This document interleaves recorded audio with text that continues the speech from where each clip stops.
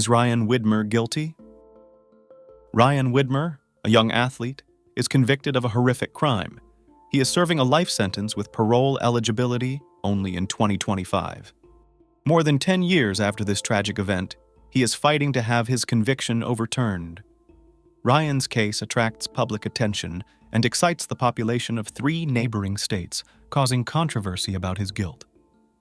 The unusual manner of Sarah Widmer's death and the fact that a clear motive for the crime has never been revealed is what makes this case so controversial. Sarah and Ryan met at a local cafe they both liked to visit. Ryan ordered a cup of coffee, and Sarah, who was standing in line, noticed a book on his table that she had recently read. Their shared interest in literature was the start of a conversation. They spent several hours discussing books, movies, music, and their shared interests. They learned that they both loved nature, traveling, and animals. With each meeting, their relationship grew closer and more trusting. They learned more and more about each other, and gradually their friendship grew into true love.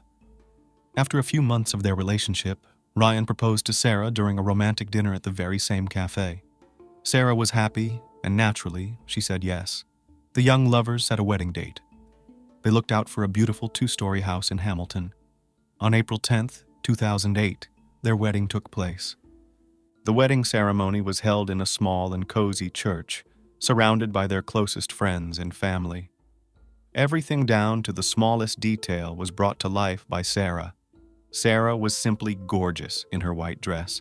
Ryan couldn't take his eyes off her. After the festive banquet, under the applause and joyful shouts of the guests, they went on their honeymoon to the Hawaiian Islands, where they spent 2 weeks enjoying each other and the paradise nature. The young people were in love. They made plans for the future and dreamed of children.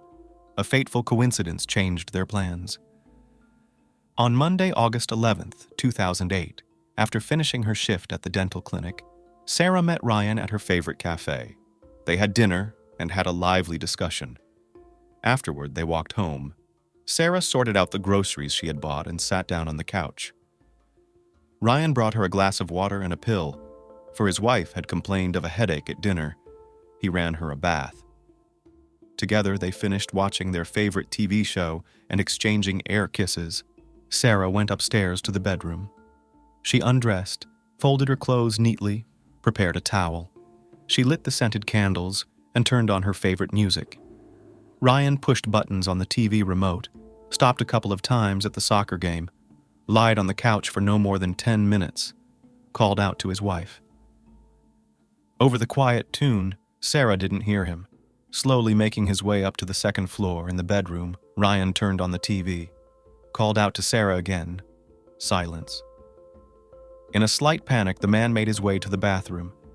Sarah was lying face down in the tub. Ryan pulled the plug of the tub and rushed to the phone. At 10:49 p.m., emergency services recorded the call. A man yelled into the phone that his wife had drowned in the bathtub. She had probably fallen asleep. In his panic, he didn't listen to the dispatcher's commands and wasted precious time to rescue Sarah.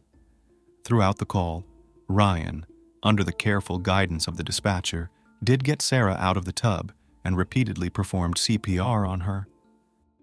An ambulance along with police officers showed up at the Widmer home 6 minutes after the call. An initial inspection of the scene of the tragedy attracted police officers. The bathroom was dry and clean. There were no signs of water or scattered supplies that would suggest an emergency removal of a body from the water. The bathroom was neatly cleaned. Sarah was lying on the bedroom floor with no clothes on, her skin dry. Only the young woman's wet hair communicated drowning. The bedroom was tidy as well, leaving law enforcement to think of a murder. Ryan was thrashing around the bedroom. He was wearing only his underwear. Cardiopulmonary resuscitation was initiated by a medical professional when he found no pulse. A pinkish-white discharge was coming out of Sarah's nose and mouth, indicating drowning. 2 attempts were made to intubate Sarah as she lay on the bedroom floor, but both attempts were unsuccessful. Afterward, Sarah was rushed to an ambulance and 2 more attempts were made to get her heart back into rhythm with a defibrillator, but again without success. All the while, Ryan remained by his wife's side. Subsequently, medical staff described his condition as extremely upset and anxious. Within 20 minutes of arriving at the hospital, Sarah was attempted to be brought back to life, but at 11:41 p.m., an emergency physician pronounced her dead. Ryan fell to his knees in the hospital hallway and cried. Relatives and friends of the couple could not have imagined that only 4 months after the wedding, a tragedy would occur that would shock the whole city, and Ryan would become the only suspect in the murder of his young and beloved wife. Ryan's first statement, which he gave in the hospital, made the investigation doubt their veracity. He claimed it was just the two of them at home with his wife, nothing out of the ordinary. They had dinner at a cafe. They came home. They watched a TV program. Sarah had a headache and he gave her some painkillers, took her to the bathroom. When he found her, Sarah was lying face up. However, the emergency call record reported that the victim was lying face down. The man was dumbfounded by what had happened. He kept repeating the same thing over and over like he was mesmerized, calling out for Sarah. Under pressure from the investigator, Ryan was forced from victim to participant in the investigation to find out what happened to Sarah that night. He consented to a search of the house. Analysis of the medication Sarah took confirmed it was a common analgesic, but the headaches, the migraines, were a frequent occurrence. So often that she took a course of drugs that changed the hormonal background and plunged her into uncontrollable sleep. This became the first version of Sarah's death. After searches of the house, traces of blood were found on the carpet. It was also recorded during the investigation that at the time the police and emergency services arrived, the bathtub was dry and there were no wet towels. The tile was also dry and clean, leading police to believe that Sarah had been murdered. No wet items, clothing, or other paraphernalia were found in the house with which to soak up the water. Ryan's statements during the 911 call and at the hospital became completely contradictory, which aggravated the case and turned Ryan from a victim into a suspect. The examination of Sarah's body showed that she had bruises on the right side of her forehead and a spot hemorrhage on the inner surface of her eyelid, a bruise on the left side of her neck, a contusion on the back of her neck, an abrasion on her left armpit, and bruises and lacerations on her upper lip. However, this theory did not become strong enough, for Sarah's fingernails were not broken or chipped. There were no marks on her hands, elbows, or knees to prove a struggle. No injuries or marks were found on Ryan's body either. An investigative experiment conducted by Sheriff Bishop did not clearly answer whether there was a struggle between the couple that evening. After all, the bathroom supplies were in place, and there were no other signs of resistance. It was left to speculation. Either Sarah did not take a bath at all, or she did not resist and allowed her husband to drown herself. Sarah's autopsy, which was conducted by Dr. Russell Apt Grove, confirmed that death was caused by drowning. Along with this, multiple muscle hemorrhages in the front of the neck and multiple contusions to the scalp were noted. These injuries were determined to have occurred prior to the woman's death. But how and where were they sustained? The investigation went around in circles with no answers. Toxicology tests showed no illicit or alcoholic substances in Sarah's blood. On August 13, 2008, Ryan was arrested on suspicion of aggravated murder of his wife. The charge was based on an emergency call, a scene that did not match reality and injuries on Sarah's body. This was enough to charge him with drowning his wife. Ryan and Sarah were very much in love with each other. As confirmed by friends and neighbors, they never argued or fought in public. They made plans for their lives. What was the secret that caused their tragic deaths? In March 2009, the first court hearing began. Emergency dispatcher Ron Cronenberger, who took the call, is presented as a witness. He described the conversation with Ryan as nonchalantly calm. He also made several statements about Ryan's actions during the call, stating that it sounded like he was just blowing into the tube, pretending to perform CPR. The prosecution argued that the 911 call, the scene, and Sarah's injuries were enough to prove that Ryan killed her. He forcibly held her underwater by drowning her in a bathtub. The main piece of evidence in the case was the bathtub. Police checked the bathtub for fingerprints and found streaks supposedly left by human hands. The marks were located closer to the middle of the tub. Using a reflected ultraviolet imaging process, fingerprints and smears were found on the tub. A forearm print was found on the tub, and a hair follicle test determined that the print was left by an adult male, but the age of the print could not be determined. The bathtub did not become a major piece of evidence in proving the struggle between Ryan and Sarah. The prosecution went further and told the jury that there was likely a violent altercation that night at the Widmer home for unknown reasons that the suspect had willfully kept silent about. They called an expert to testify that it was impossible to fall asleep and drown in a bathtub unless illegal drugs or alcohol were involved. According to their testimony, the sensation of water on the face could have awakened the person or caused the gag reflex to enter the airway. If not, the drop in oxygen levels would have caused the person to wake up. Also, the pathologist who performed the autopsy was called to testify. He testified that if Sarah had a dry body and wet hair, one likely explanation would be that her head was pushed off the edge of the bathtub, toilet, or sink. She could have been pushed either forward or backward, either in running water or in a full bathtub. According to the prosecution's case, Ryan held Sarah's head under water until she drowned, and on that basis he should be found guilty of the crime. The defense, on the other hand, has argued Ryan's innocence, primarily because of the lack of motive. The defense continued to fight. It argued that if there had been a violent altercation, as the prosecution argued, there would have been evidence of it. However, there were no injuries on Ryan, and Sarah's fingernails were not broken or chipped. They argued that the injuries found on Sarah were the result of prolonged CPR, direct cardiac massage, and repeated attempts at intubation that night in the house and in the ambulance, on the way to the hospital, and at the hospital itself. At the insistence of the defense, a second autopsy was performed on Sarah. Dr. Werner Spitz performed a second autopsy and again confirmed that the cause of death was drowning. He observed injuries to her neck, arms, upper lip, skull, a lacerated liver, and bleeding on her neck, but could not determine if these injuries were sustained during cardiopulmonary resuscitation.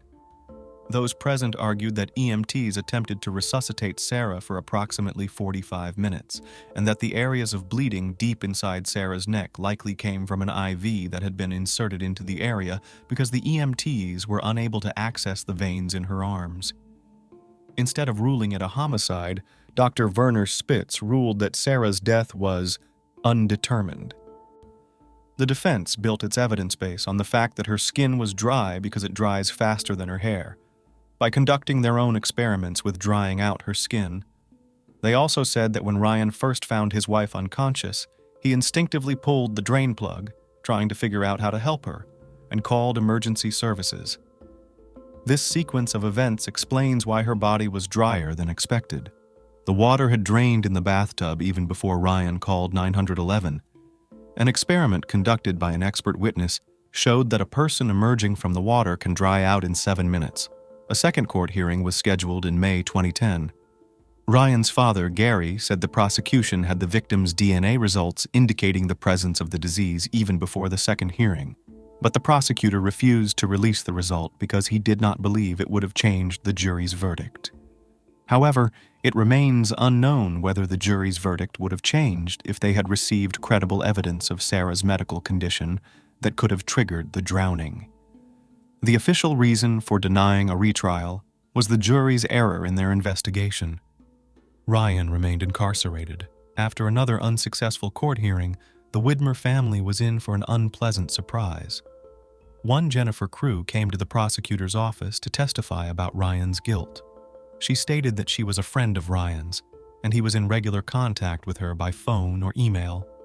From Jennifer Crew's testimony, he called on October 26, 2009 at 11:09 p.m. The voice was very upset. He told me that he had beaten Sarah in the living room the day she died. Sarah found out about his philandering life. She saw photos of an inappropriate nature. They yelled and argued for a long time, first downstairs, then in the bedroom. Ryan pushed her in the bathroom and left his wife there without checking what happened to her. He was angry. After calming down, he found Sarah breathlessly floating in the full bathtub. In an attempt to cover his tracks, he wiped up the water on the bathroom floor with towels and came up with a plan about the accident. Ryan's defense fought hard for his acquittal. The lawyers managed to discredit Jennifer's testimony as implausible. After all, there were no wet towels found anywhere in the house, including the dryer. There was no evidence of infidelity in their marriage. The family had no financial problems and never quarreled. Ryan was characterized by friends as a good-natured and helpful person who was never seen even remotely angry. Ryan would not have benefited from his wife's death, as there was no life insurance policy. Before the third trial began, Jennifer Crew was able to be discredited and kept out as a witness. Evidence of her past philandering and convictions for petty theft helped. The call in which Ryan allegedly gave her a confession, too, was not corroborated. In January 2011, there was a third trial on newly discovered evidence. The defense presented an opinion on Sarah's medical condition that could have provoked the sudden loss of consciousness and resulting drowning. Several medical experts testified that existing conditions of cardiac or neurological defect could possibly have provoked the loss of consciousness, but medical experts called by the state denied these claims. Sarah's co-workers were called to the court hearing and revealed that she regularly slept in her car before starting her work shift at the dental clinic. She was often plagued by allergies and sharp stomach pains. Dr. Benjamin Mesmer, a dentist at the clinic where Sarah worked, said that on the day Sarah died, she complained of both a headache and stomach pain. Later that evening, a friend was talking to Sarah, and Sarah mentioned that she had a headache and pain in the back of her neck, and her friend said she looked very tired. Sarah's ability to fall asleep easily in unexpected places became a well-known joke among those who knew her. One friend even suggested that she suffered from narcolepsy. Narcolepsy is a sleep disorder in which people feel very sleepy throughout the day. Sufferers of narcolepsy find it difficult to stay awake for long periods of time. They must have several brief sleep phases throughout the day to live a full life. Sarah's mother's testimony ruled out the narcolepsy theory. Speaking at trial, as a prosecution witness, Sarah's mother, Ruth Ann Stewart, denied having sleep problems. Sarah was a robust child, regularly monitoring her health. She had a regular daily routine. I never observed her to be excessively sleepy. Medical staff regularly underwent full medical examinations. Sarah worked as a dental hygienist. The last examination carried out during the woman's lifetime showed that she was perfectly healthy. The aforementioned witnesses and testimony about Sarah's regular sleepy state were also inconclusive. An expert in biomedical engineering, human factors engineering, and biomechanics of injury testified for the defense and opined that Sarah's injuries were not consistent with a forced drowning. Had Ryan attempted to drown her face-to-face, injuries to the small bones of the neck and defensive wounds to the arms and legs would have been expected. If he attempted to strangle her from behind, injuries to the victim's knees, hips, and pelvis would have been seen. But none of these injuries were discovered during Sarah's autopsy. The defense argued that they had no explanation for what caused Sarah's death that night. But emergency medicine expert Dr. Dave Smile testified that there are about 300,000 episodes of sudden death each year nationwide, and 1–2% of them occur in people under the age of 35.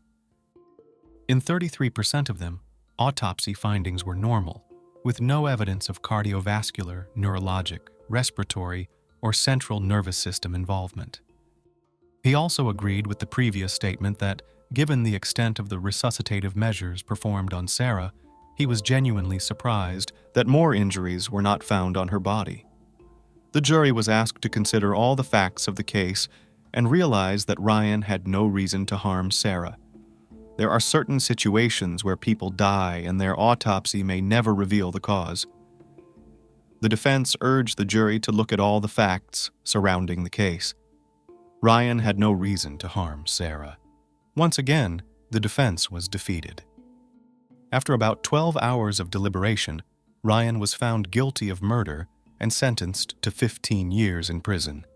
The jury based its decision on the lack of water on Sarah's body and in the area around the bathtub, Ryan's history, and the belief that his 911 call was orchestrated. The third trial juror felt that Ryan's demeanor in court was one of the main reasons he believed he was guilty. When the autopsy photographs were shown, they felt that Ryan showed absolutely no reaction. Ryan did not take a stand, although he addressed the court after the verdict was announced. "I love my wife. I didn't hurt her. I wasn't given a chance. The day after her death, I'm charged with murder. If I had an answer, I would tell you what happened to her, but I can't. I wasn't in the bathroom with her. I love my wife, and I didn't hurt her." Ryan's family has defended him very zealously. They've invested their life savings in lawyers. They picket the courthouse every time he's in court. A tragedy that happened more than 10 years ago still brings like-minded people together. The last hope to exonerate Ryan Widmer is DNA testing. Genetic material plays an important role in contested and evidentiary charges or exonerations in unspecified deaths. But what makes this case unique is the requested DNA of the victim, not the convicted person. Ryan's attorneys are seeking a court order to disclose the DNA so it can be tested for genetic disorders such as prolonged QT syndrome, LQTS, is a potentially life-threatening canalopathy accompanied by prolongation of the QT interval on a 12-lead ECG, syncopal conditions, and a high risk of sudden cardiac death, which is a disorder of heart signaling that can cause sudden fainting and seizures. According to the Mayo Clinic, young people with LQTS have an increased risk of sudden death. Some people are born with the altered DNA that causes LTQS, and this can occur later in life. Unfortunately, a Warren County judge has already denied Ryan Widmer's request to have Sarah's DNA tested. Listening to all three trials, I never saw a motive. But again, the prosecutor doesn't need to prove it. It's just very unusual in a murder case to not have any motive, commented former Hamilton prosecutor Mike Allen. Ryan Widmer is currently awaiting a motion for his release in federal court. Ryan has been in prison for 14 years, and unless a federal judge rules in his favor, his first chance for release will be in July 2025. With each passing year, I hope that next year will be the year that I will be free because I loved Sarah and I didn't hurt her. Innocence of a crime alone is not grounds for exoneration, said University of Cincinnati law professor Donald Custer, who is also an attorney with the Ohio Innocence Project. You have to prove that there was a constitutional error in the judicial process. Widmer will have his first chance at parole in 2025, but attorneys say it's unlikely he'll get parole because the parole board is most favorable to inmates who are remorseful. But Ryan Widmer continues to insist he's innocent. The story of a British woman named Dina Thompson, nicknamed the Black Widow, became, in the mid-20s, one of the main topics for numerous documentaries, TV shows, and crime programs. This pleasant, at first glance woman turned out to be a pathological liar, fraudster, and led to the grave at least one man who loved her wholeheartedly. Dina repeatedly managed to escape punishment, but in 2003 she was still in the dock. Despite the fact that she was facing life imprisonment, the court was surprisingly mild, allowing parole. So in 2022, one of the most dangerous criminals who miraculously survived her ex-husband characterized as pure evil, went free. Thompson's victims were always men, which according to experts, may indicate some kind of trauma received by the criminal in childhood or adolescence. However, Dina's early years were quite prosperous. The girl was born in 1960 in North London and brought up in a full family. Her parents lived modestly, but did everything to ensure that their daughter did not need anything. The head of the family worked as a prison guard, seriously engaged in sports, and from childhood motivated Dina to attend gyms, where she diligently engaged in gymnastics. In addition, the man often participated in all kinds of sports competitions, including those held in other countries, and constantly took his daughter with him. Dina grew up quite active, cheerful, and sociable child. She easily made acquaintances and friendships with peers, and with age learned to quickly win the attention of guys she liked. After school, the girl went to college, and then got a job in one of the local banks. At the age of 22 years, Dina met her future first spouse, Lee Wyatt. They first met thanks to the cousin of the guy, who organized a couple blind date. Between young people immediately burst feelings, and a stormy romance began. They got along well, spent a lot of time together, and 2 years later officially legalized their relationship. After the wedding, the couple moved to a provincial place called Yapton, with a population of only 3,000 people. Soon the couple had a son, and the new parents began to slowly develop their own business, creating authors' soft toys, the images of which they invented together. In parallel, Dina worked as a cashier in a construction organization, and their family, according to neighbors, was quite happy and prosperous. The head of the family was often away on business matters and was absent from home for long periods of time. With neighbors, the man practically did not communicate, but his wife, on the contrary, quickly made acquaintances with local residents. Dina knew how to win the favor of others, easily rubbed in the trust. In addition, men often paid attention to the attractive young woman and even tried to court her.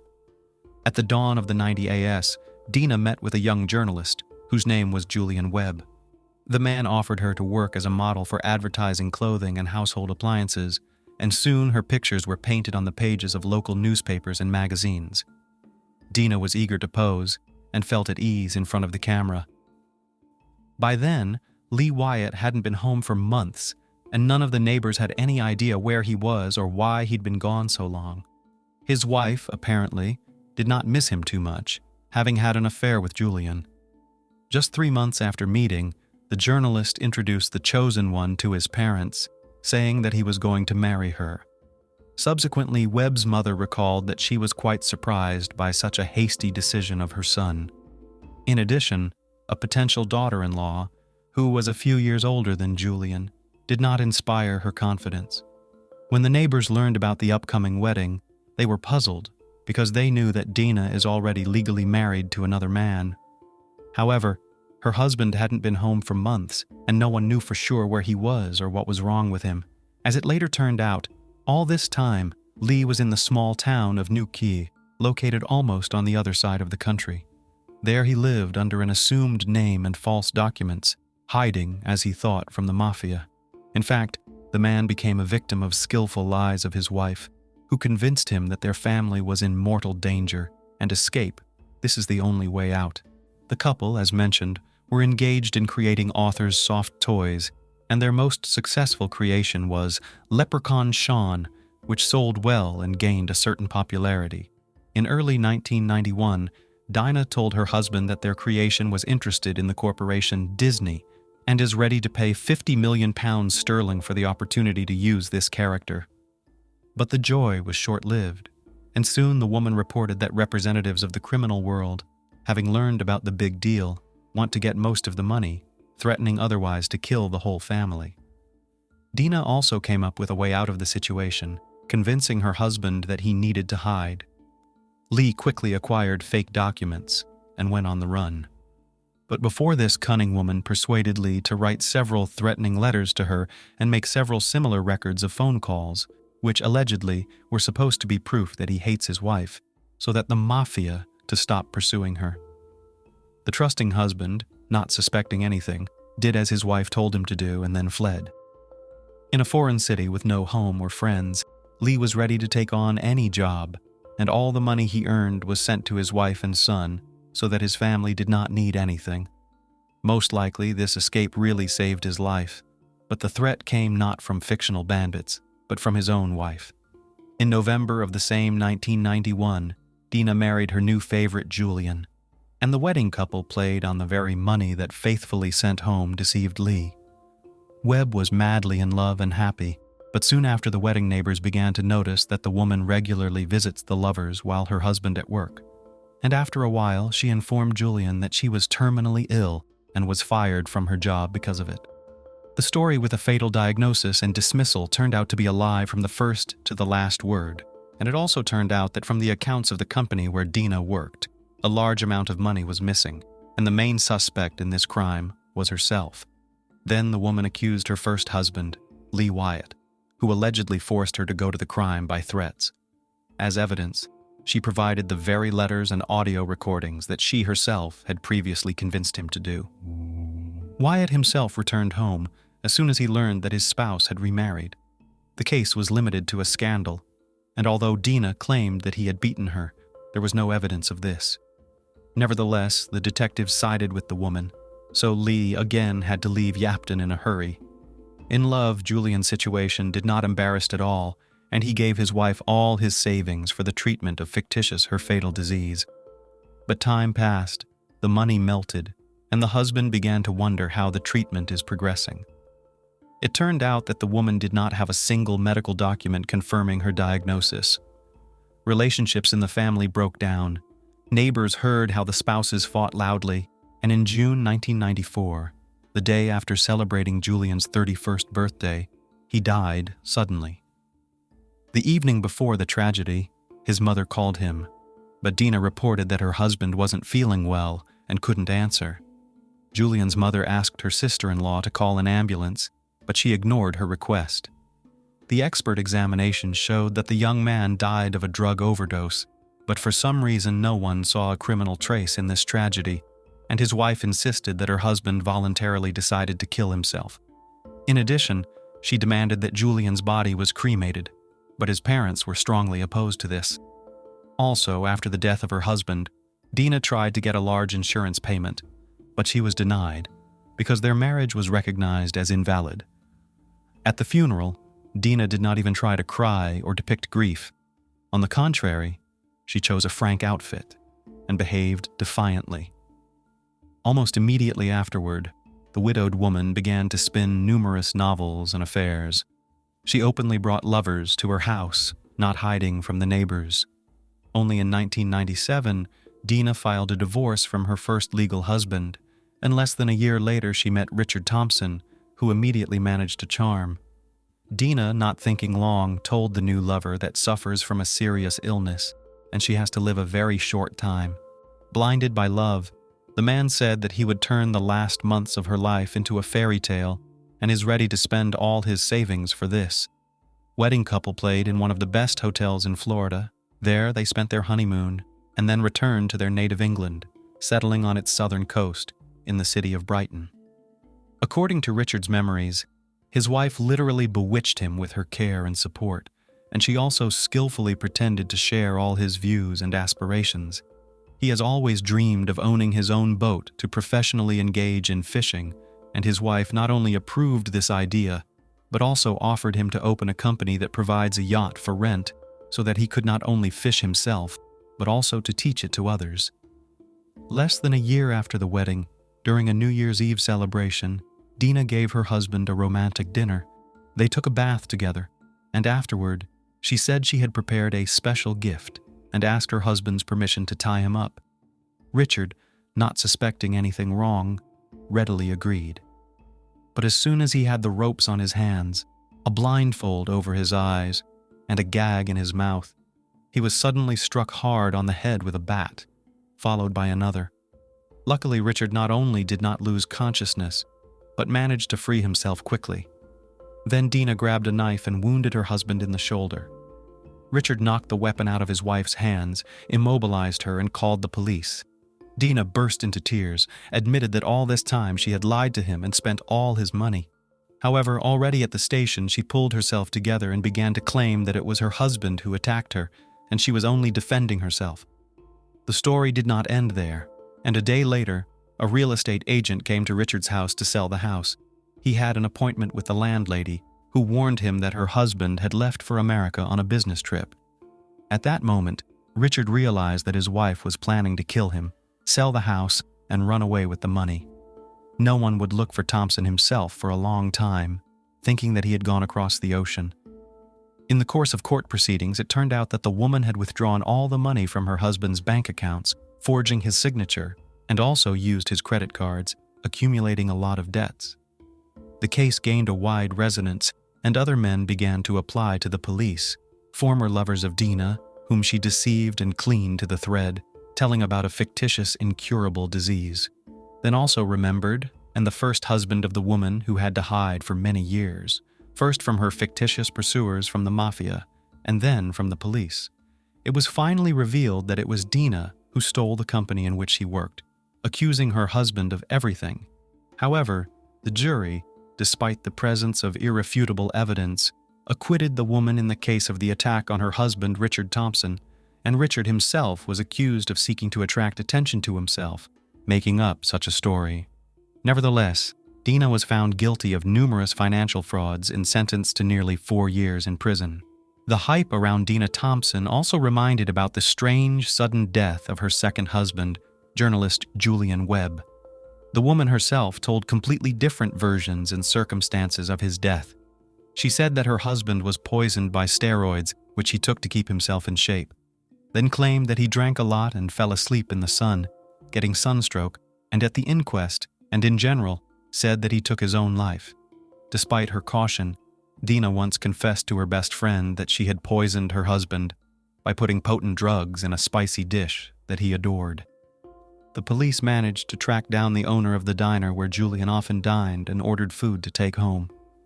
He recalled that the day before the tragedy, Webb's wife took out rice and chicken curry.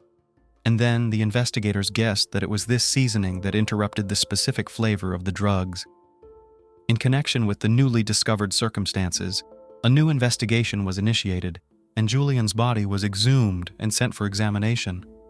As it turned out, the man was poisoned by a large dose of powerful antidepressants added to his favorite dish with curry, and strengthened their effect, aspirin, which Dina dissolved in her husband's drink. At the time of the call to his mother, Webb was still alive, and he could be saved, but it was not part of the plans of his wife.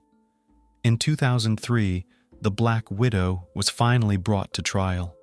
The investigator at the hearing characterized her as the most dangerous woman he had ever had to deal with, and the judge noted that she was a skilled and very dodgy liar.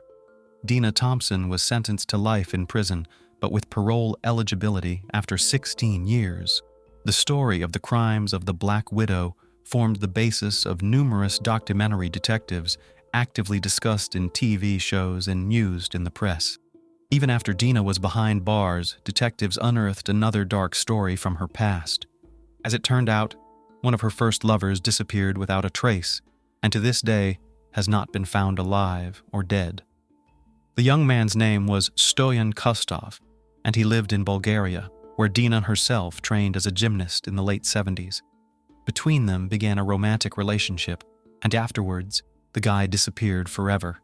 The investigation does not exclude that Dina is directly related to this case, and Kostov became one of her first victims, but it was not possible to prove anything.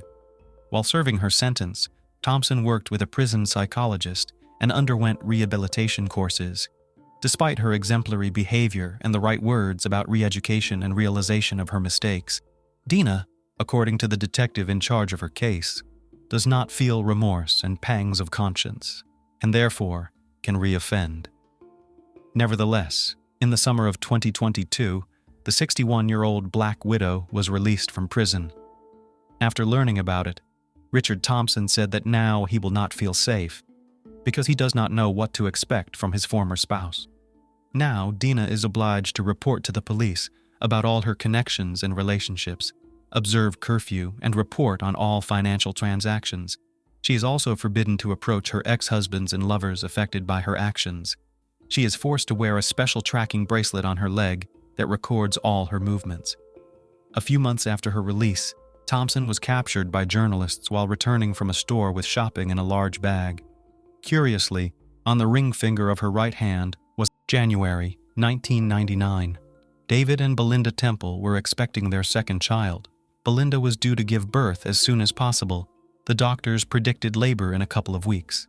Like all pregnant women, Belinda was tired very much and quickly, and she still had her son Evan, who also required attention and care. That day, David decided to relieve his wife from household chores and gave her some time for an evening rest. And so that she would not be distracted by anything, he and his son went for a walk in the park. Father and son were having fun. Walking in the fresh air quickly tires and whets the appetite, so after the walk, they went to a cafe to eat a sandwich and drink a Coke. After the cafe, they drove home. David parked the car and noticed that the front door of his house had broken glass. "Evan, I'm going to take you to visit Harlan for a bit, okay?" said David, and without waiting for an answer from his son, quickly led him across the street to a neighboring house where family friends lived. "Why can't we go to Mom's?" asked the son, who could barely keep up with his father. "Mom's in the hospital right now." David couldn't think of anything else to say.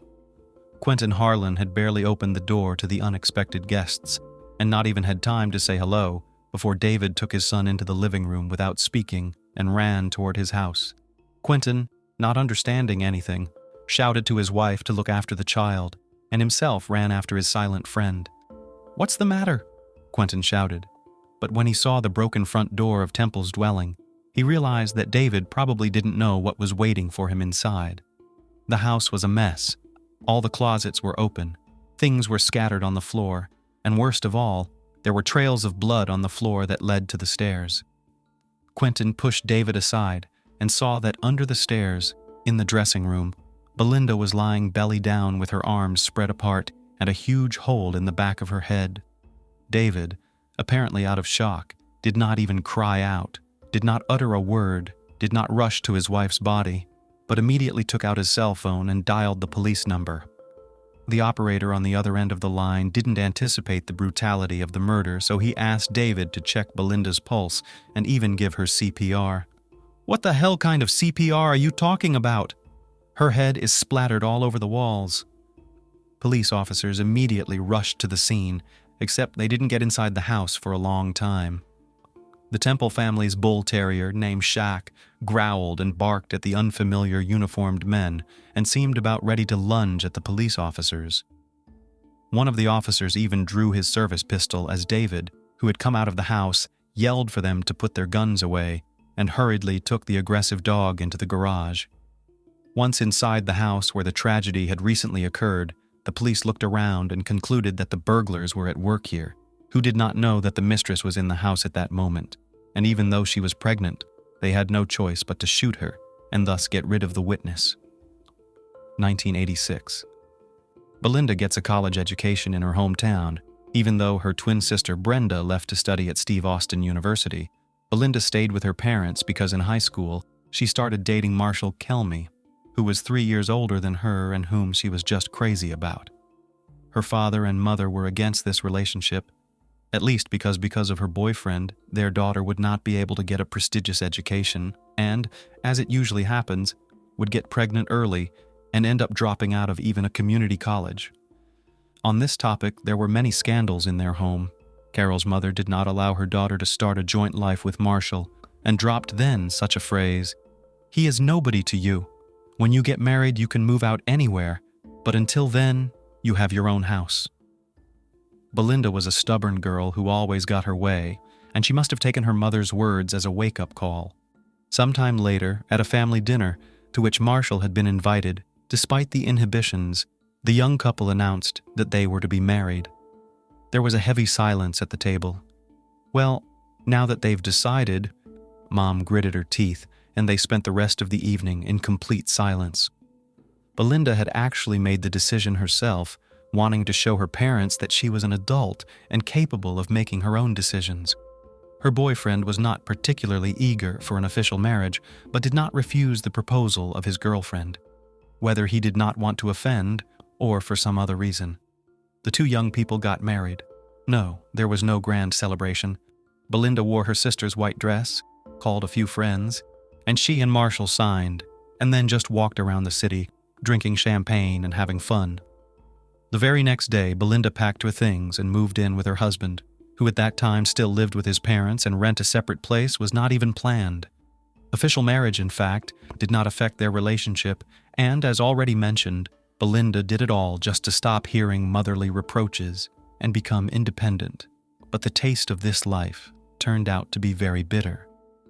Not 6 months later, Marshall began to spend little time at home, saying he was working late, but was actually with another woman. Belinda found out when she noticed that her husband was acting strangely. One day she waited until his workday was over and followed her husband, and that's when it all came to light.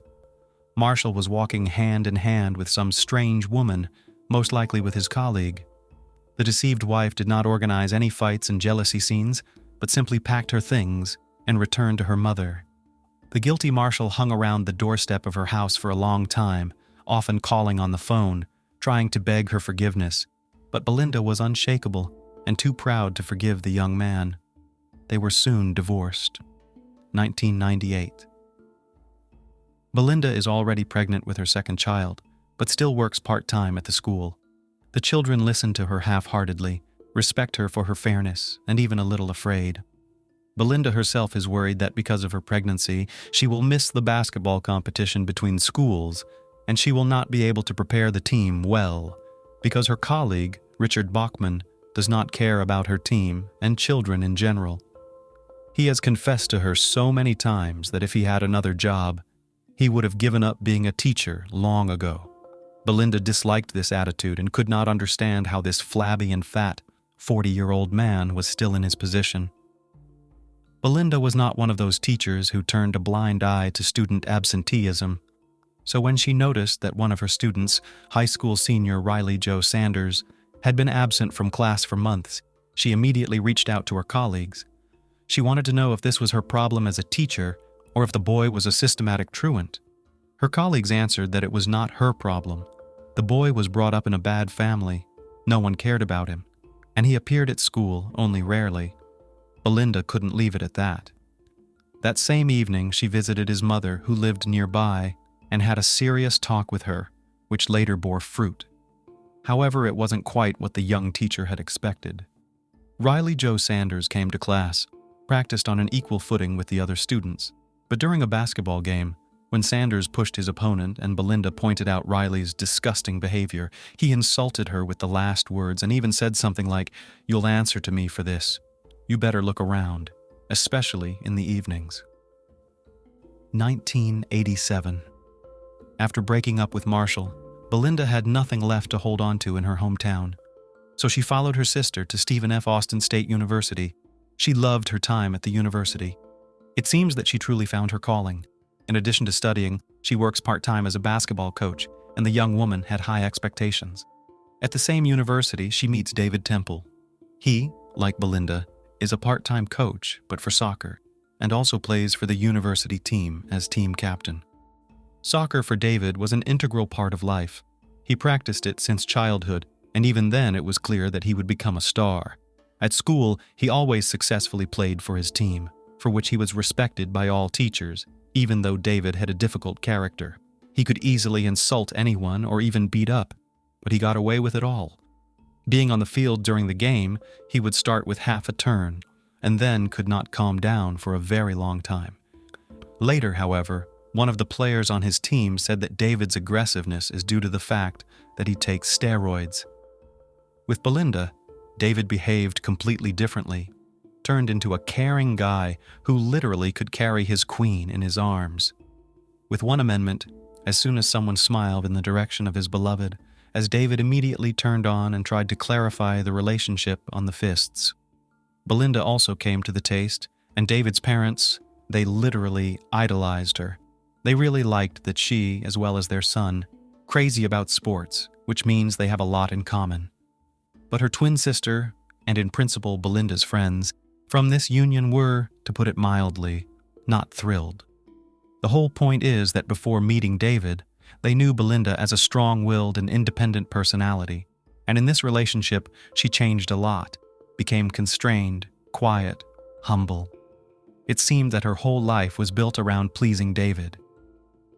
In addition to all of this, being in this toxic relationship, Belinda became distant from her family. Calls to her parents became less and less frequent, and trips home, whether for vacations or weekends, stopped altogether. Who in the family could like this? Closer to graduation, the couple got themselves a bull terrier and named their pet, Shaq. And after receiving their long-awaited diplomas, David and Belinda got married. 1999. The police began to examine the crime scene. How could the burglar get into a house guarded by such a vicious dog? In fact, how could the perpetrator distract the bull terrier that prevented the police from making a step into the Temple yard? Then they turned their attention to the front door. The glass was broken, as if the perpetrator had tried to open the lock from the inside, but in that case, the shards of glass would have been near the threshold. But here they were in the distance, to the right of the entrance. So the glass was broken when the door was unlocked. Why would they do that? In the living room, there was a box on a nightstand, with a toppled TV lying on the floor beside it. The policeman opened it. Inside lay earrings, rings, a chain, in appearance resembling gold. Also not clear why the robber did not touch the jewelry. With each new minute spent inside the Temple family home, the police officers came more and more to the conclusion that everything that had happened inside resembled a dramatization.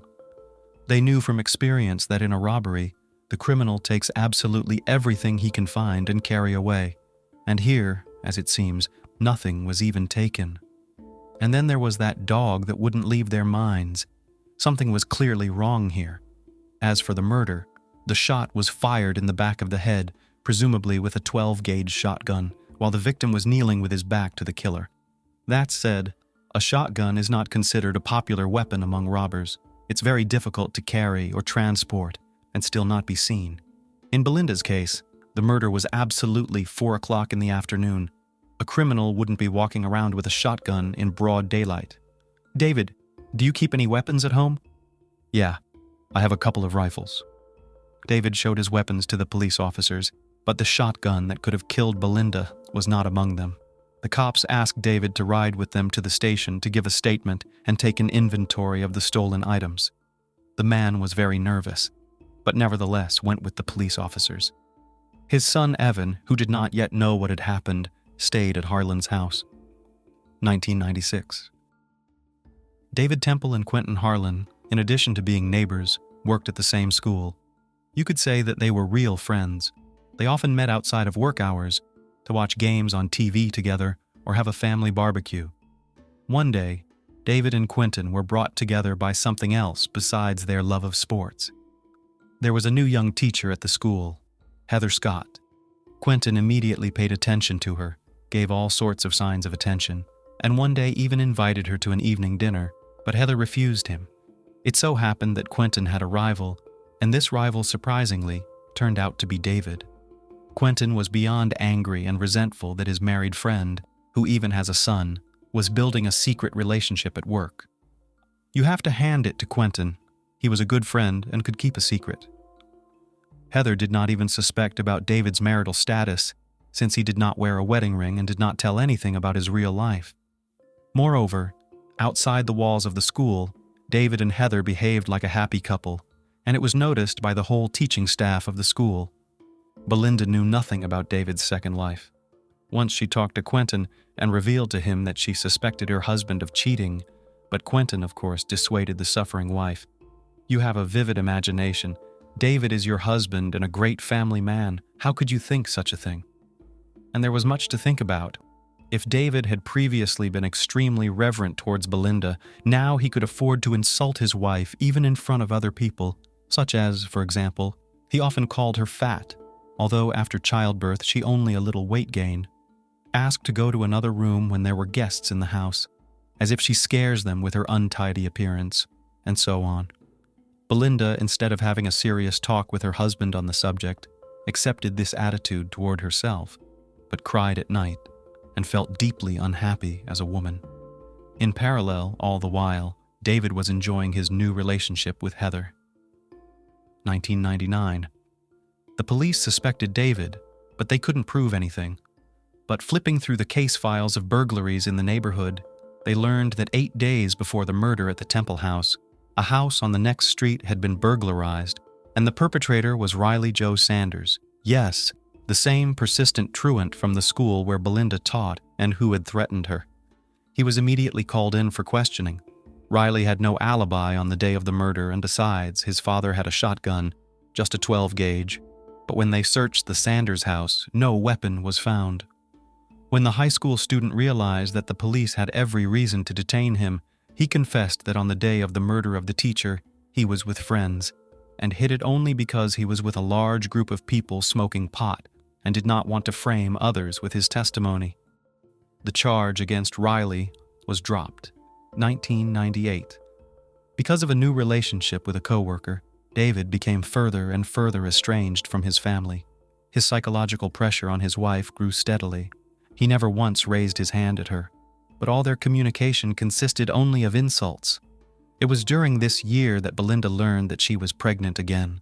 This news made her forget about all the past offenses against David, and she felt over the moon.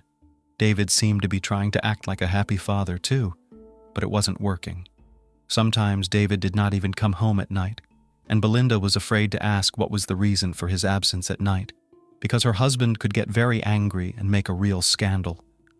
A pregnant woman did not want that. Belinda often asked David to help her prepare for the birth of the baby, to go to the store for things, to make repairs in the new children's room, to install shelves on the walls.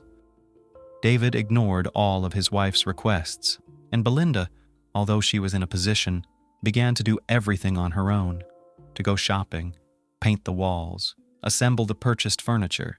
David made no effort at all. Christmas was coming. Belinda was already 8 months pregnant.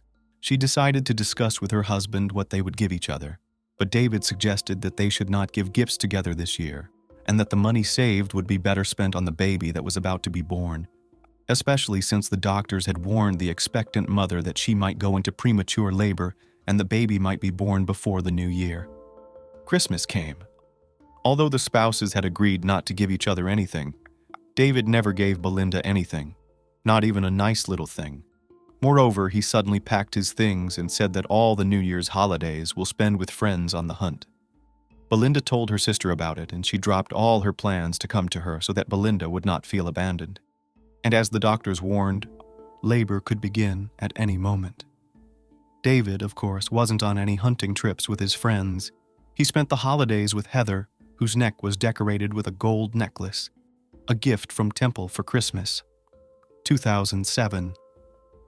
It seemed that David Temple has almost forgotten about the murder of his wife, as if in his life no Belinda Temple had never been.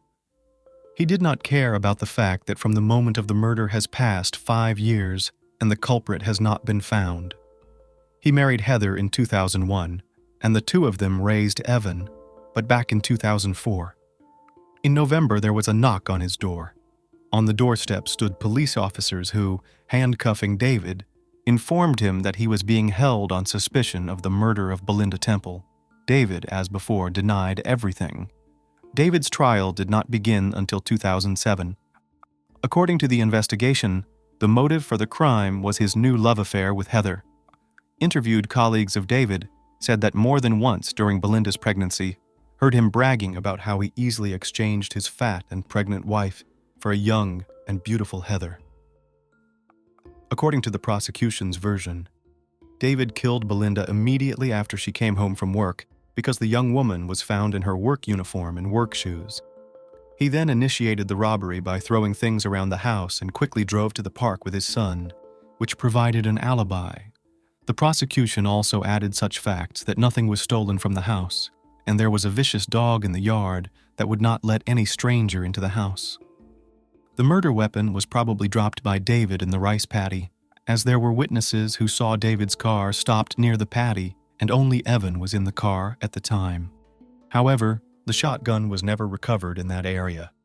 Heather's testimony was that before the murder of Belinda, their relationship with David was not considered serious, and she did not even love him.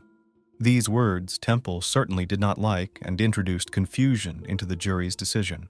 Could David kill his wife for the sake of a non-serious relationship, or Heather is lying, trying to save her husband in this way?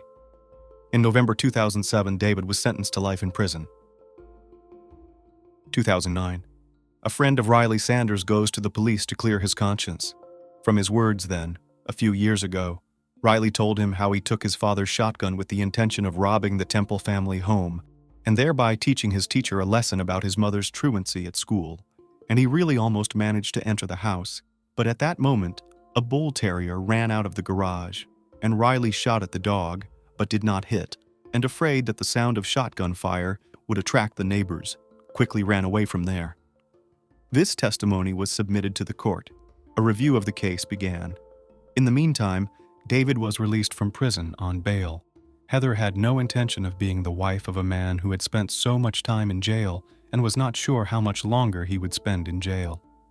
She filed for divorce. It took the jury a long time to decide what kind of punishment David deserved. It was when Temple was free, and the court had not yet decided his sentence that the pandemic began. It wasn't until 2023 that the case was revisited. David was found guilty after all. He was sentenced to life in prison with parole after 17 years. His son Evan, while the trial was going on until the last moment, did not believe that his father was capable of such a cold-blooded murder, and throughout the trial, supported him to the last moment. Greed, envy, and the desire to get wealth without much effort often push people to commit the most heinous and cynical crimes. Sometimes it is hard to imagine what cruelty a person is capable of for the sake of quick enrichment, for example, the murder of a close relative. The story of Elizabeth Vasquez is truly shocking and horrifying. This kind and hard-working woman all her life worked for the good of her family, striving to give her beloved daughter all the best, including a good education. But the greedy heiress, along with her boyfriend, did the unthinkable. This complex case for several years stirred the press and shocked the public with its inhumanity, showing how a young woman can easily decide to kill her own mother. Let's try to understand how in a prosperous and well-to-do family grew a real monster, devoid of any feelings of pity, remorse, or conscience. The large and happy Vasquez family. In 1967, in the town of Cajamarca in northwestern Peru, a girl named Elizabeth Lillian Vasquez Movilla was born. She was the oldest of 6 children in the family of Ernesto Vasquez and Maria Movilla. Her parents were hard-working, simple people who worked hard to provide for their many offspring, give them an education and a chance at a better life. The Vasquez family was friendly and very happy, and from an early age, Elizabeth helped her mother take care of her younger siblings. She was an excellent student and graduated from school with honors, which allowed her to easily enter the prestigious university at the Faculty of Law and Economics. While at the university, she met a young man named Alejandro Mendez Espino, who was also studying law and was known as one of the top students in his class. A romantic relationship quickly developed between the two, which grew rapidly, and they were officially married in 1987, even before graduating from university. Elizabeth's parents approved of her choice from the very beginning and gladly accepted her son-in-law into the family. Alejandro was a serious, intelligent, ambitious, and very purposeful man who could take good care of their eldest daughter. At first, the newlyweds lived in the Vasquez family home, but after 6 months, when Elizabeth became pregnant, they decided to move into their separate home. Only daughter. Approximately a year after their marriage in 1988, the couple welcomed their only joint heir, whom they named after the mother, Elizabeth Vasquez Espino. Affectionately called Elita in the family, the girl became the center of attention for all her numerous relatives and the main joy of her parents. Several years after the birth of their daughter, the couple, whose careers were steadily ascending, decided to move to Peru's capital, Lima. By then, Alejandro was vying for a prosecutor position in an anti-corruption department, while Elizabeth had opened her own legal consulting firm. Both worked tirelessly for the benefit of their family, but unfortunately couldn't spend enough time with their young daughter. Confronted with an unsatisfactory experience hiring a nanny who didn't fulfill her duties conscientiously, the young mother decided to send her daughter to her parents in Cajamarca for them to take care of the heiress. Maria and Ernesto readily agreed and were overjoyed to have their granddaughter live with them for a while. Notably, their youngest daughter, Giovanna, Elita's aunt, was only a couple of years older than Elita, so they immediately got along and interacted like real sisters. Due to their total commitment to work, the parents rarely saw their daughter and compensated by showering her with gifts during visits. Elita's stay at her grandparents' home stretched over several years, and when her parents decided to bring her back to their home in Lima, she had already started school. It's worth noting that the abrupt change in environment did not benefit the girl, and she took quite some time to adapt to life in the bustling, noisy capital after the quiet, almost provincial Cajamarca. The challenging parent-daughter relationship. As a child, Elita was a quiet and well-behaved kid. She strove to excel academically, engaging in music and foreign languages. She shared a warm and trusting relationship with her parents, who tried to compensate for the years of enforced separation. Elizabeth aimed to be not just a mother, but also Elita's best friend, someone she could share her deepest thoughts with. This remained true until Elita turned 15. During her teenage years, Elita's character deteriorated rapidly. She became rude, threw tantrums, and stopped listening to her parents. She abandoned her studies, got involved with bad company, and worst of all, began stealing money from her parents' wallets. Elizabeth tried various approaches to connect with her daughter, hoping it was just a phase that Alida would outgrow. However, the girl regularly instigated heated arguments with her mother, ending in hysterics and tears. During these moments, Alejandro typically remained neutral, but if Alida sought his intervention, he often took her side. Alida was deeply hurt and offended by being constantly compared to her smart, beautiful, successful, and hard-working mother. Next to Elizabeth, Alida indeed appeared as the ugly duckling, being the complete opposite of her mother in every aspect. She lacked striking looks, was overweight, lazy, and temperamental, often lied, and didn't shy away from theft. Alida harbored numerous complexes about her appearance. When she expressed a desire for plastic surgery, Elizabeth, eager to please her daughter and mend their relationship, didn't dissuade her. Elizabeth financed an initial rhinoplasty for her daughter and, a few years later, several more surgeries. In 2007, after 20 years of marriage, Alejandro and Elizabeth decided to separate. Their 18-year-old daughter reacted with a hysterical outburst, screaming, insulting, and blaming her mother for driving her father away. At the time, the family was in the United States, and the divorce posed some complications for citizens of another country. Nonetheless, they returned home as divorced individuals and began living separately. By mutual agreement, the now adult but still dependent daughter stayed in her mother's house. They continued to have fierce arguments, and during such moments, Alida would call her father, crying and begging him to take her in. However, Alejandro, who had moved on with a new love, was not eager to do so. He always convinced Alida to reconcile with her mother and wait a bit longer until she finished university and started an independent life. Despite her plummeting academic performance, terrible character, and provocative behavior, Alida's parents ensured she enrolled in the law faculty of one of Peru's most prestigious universities. The education was costly, but her father and mother decided not to skimp on the education of their only child. Alida's unreliable boyfriend Alida had her fair share of teenage romances, but at 19, she fell genuinely in love for the first time. It all started one Sunday morning at church, where she met a charming young man named Fernando Gonzalez. He couldn't take his eyes off her during the service, and afterward, he approached her to introduce himself. To Alida, Fernando seemed like a prince, handsome, attentive, with a pleasant voice. He invited her for coffee and a chat. As it turned out, he had a habit of scouting churches for young, well-dressed girls who arrived in luxury cars, then would strike up a conversation, charm them, and play on their sympathies. He'd spin tales about his difficult childhood in a large family abandoned by their father, how he was now supporting his mother, brothers and sisters by working multiple jobs. Wealthy and naive girls would sympathize and give him money. Sometimes he managed to maintain a wealthy girlfriend for a few months, but typically, they'd leave him once the truth was revealed. He was just an unemployed slacker who loved the high life. Alida fell easily into Fernando's trap due to her complexes. Always considering herself unattractive, she couldn't believe such a handsome man noticed her and was ready to give him everything she had, or rather, everything her mother had. She opened up to her mother about everything, leading to their first candid conversation in years. Elizabeth thought she had a chance to mend their relationship, especially since Alida had met the boy in church, which seemed promising, and assumed he must be a good person. Upon their first meeting, Fernando managed to make a positive impression on Elizabeth. He told her his dramatic life story, and she believed him, deciding that such a good boy deserved help. She rented a cozy apartment for him near central Lima, agreeing to pay 70% of the monthly rent.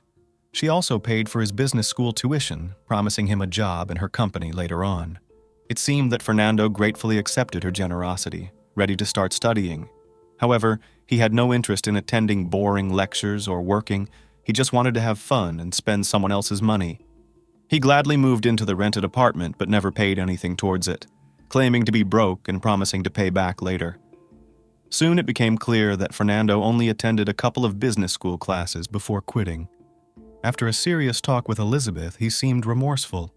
She decided to give him a second chance and employed him as a courier in her company.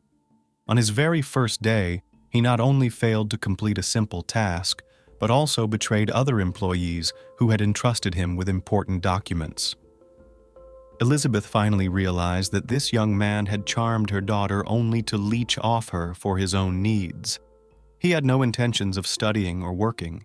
She then forbade Alita from seeing him, which provoked her daughter's anger and resentment. Alita screamed and cried, accusing her mother of trying to ruin her life and take away her happiness. She refused to listen to reason and insisted she would continue seeing Fernando. Failed attempt to separate the couple.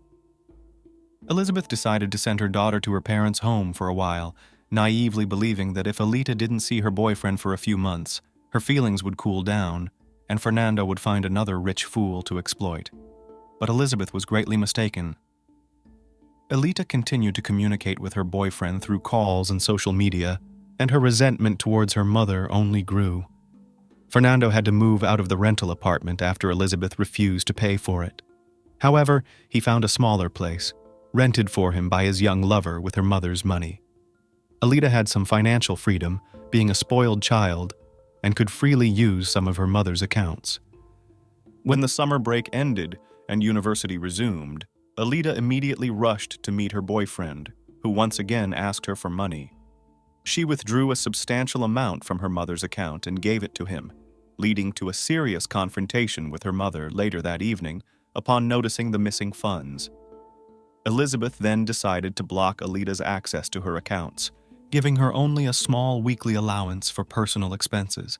This decision further strained their already tense relationship. They barely spoke, mainly engaged in arguments, and Elizabeth's attempts to reach out to her daughter were unsuccessful. The monstrous plan. During one of their romantic dates, when Alita couldn't bring Fernando the money he demanded, he became furiously angry.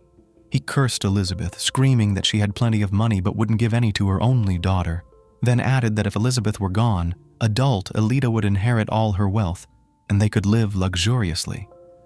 This terrible idea took root in Alita's mind, growing stronger each day.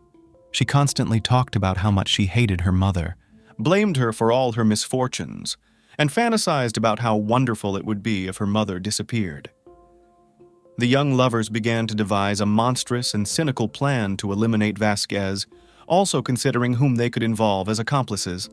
At that time, Elizabeth had nearly $3 million in her accounts, owned a successful business that could be sold, a large house in an elite area of the capital, several cars, and her life was insured for a significant amount. In the event of her death, all of this would be inherited by her only child, Alita.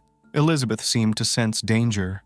She realized she couldn't separate her daughter from the mercenary and deceitful young man who negatively influenced her. The situation was escalating and could resolve in the most unpredictable way. Being an experienced lawyer, Elizabeth drafted a will stating that in case of her sudden disappearance or untimely death, all money and property should go to Ernesto Vasquez, her father. She even managed to visit her parents and tell them about her decision. Meanwhile, Alita planned to stage the kidnapping and murder of her own mother by suspected criminals who would never be found. She and Fernando decided to involve a tough guy, Jorge Carnejo Ruiz, promising to pay him generously for his services. He accepted the offer without a second thought. A crime against his own mother. On January 24, 2010, 21-year-old Alita met with her 23-year-old boyfriend to finalize the plan for the crime that was to take place the next day. She was calm and collected, already envisioning how she would spend the millions she had inherited. The next morning, January 25th, citing ill health, Alita did not go to the university and stayed home. When her mother left for work, Fernando and Jorge were already lurking outside the house, waiting for Alita to distract the guard and sneak them inside. Alita approached the guard on duty and asked him to buy painkillers from the nearest pharmacy, which was only a 5-minute walk away. This brief absence allowed the young men to sneak into the house and hide in the master bedroom. When Elizabeth returned, Alita loudly dropped a glass in the kitchen, signaling her attackers to gather. When Elizabeth entered her room, Fernando knocked her to the ground and began choking her, with Jorge holding her down. Miraculously, Elizabeth managed to break free and run out into the hallway, where her own daughter kicked her in the head. While Elizabeth was unconscious, they tied her up. However, their plans were disrupted by a young servant girl, Maria Celine, whom Elita tricked into another room and locked her in. When Elizabeth regained consciousness, her daughter, boyfriend, and their accomplice brutally tortured her, trying to find out the code to the safe and passwords to her bank accounts. Terrified, Elizabeth knew her daughter was in trouble, but had always blamed it on Gonzalez's bad influence. Now, however, she saw the monstrous nature of her only daughter. Elizabeth managed to loosen the restraints and fought back against her daughter, scratching and punching her until Fernando knocked her to the ground. An enraged Elita kicked her mother and finally, in a fit of rage, grabbed a pillow and smothered her until she stopped showing signs of life. The trio then bound the lifeless body, duct taped her mouth shut, and placed Elizabeth in the trunk of her own car, staging a kidnapping. Elita then sent another guard to get medication, allowing her accomplices to drive off the property. She later freed a terrified Maria, falsely claiming that she and her mother had quarreled but made up, and that her mother had gone to bed.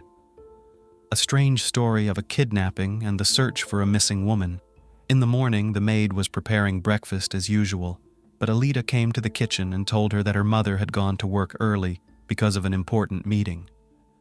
After that, Elita left the house to go to her mother's workplace.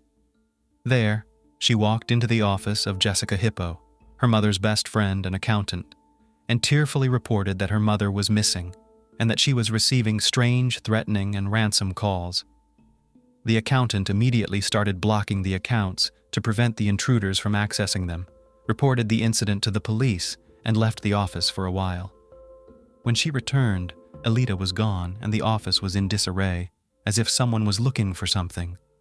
Later, it turned out that Elizabeth's will was missing, which Elita had learned about the day before by overhearing a telephone conversation. Using a key she had stolen from her mother, Elita had also taken a copy of the will and cash from the safe in her mother's study. Police arrived and inspected the house, interviewing the missing woman's daughter as well as the office staff, but gained no valuable information. All claimed that Vasquez had no enemies and no one had threatened her, so no one was initially listed as a suspect. The main theory was that it was a kidnapping for ransom. All that was left was to wait for a call from the criminals to receive further instructions and demands. A terrifying discovery and the first suspect. The day after Elizabeth's disappearance became known, it was reported that her car was found abandoned in a vacant lot outside of town. The interior was empty, but when law enforcement officers opened the trunk, they were shocked by what they found. Inside lay the lifeless body of a missing woman with signs of beatings. Forensic experts counted dozens of bruises, severe head trauma, and rope marks on the victim's body, indicating that the woman had been tied up and tried to free herself. It was also determined that Vasquez's death was caused by asphyxiation. Particles of blood and epithelium were found under her fingernails, indicating that she had resisted. It was now necessary to determine who the blood belonged to. At the lineup, Elita appeared as a grief-stricken daughter. She cried, wailed, and seemed almost unconscious. However, at the interrogation, she behaved quite differently. She was calm, even cold-blooded, and the questions of the investigators she was visibly annoyed. In addition, she constantly contradicted herself in her testimony.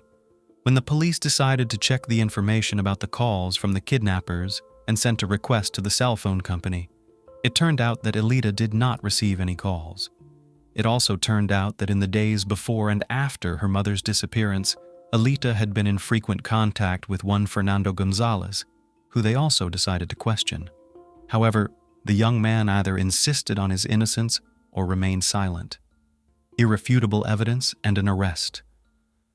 Elizabeth's maternal grandparents were in charge of her funeral, while Elizabeth herself was indifferent, thinking only about how to get out of the situation, stay free, and save money.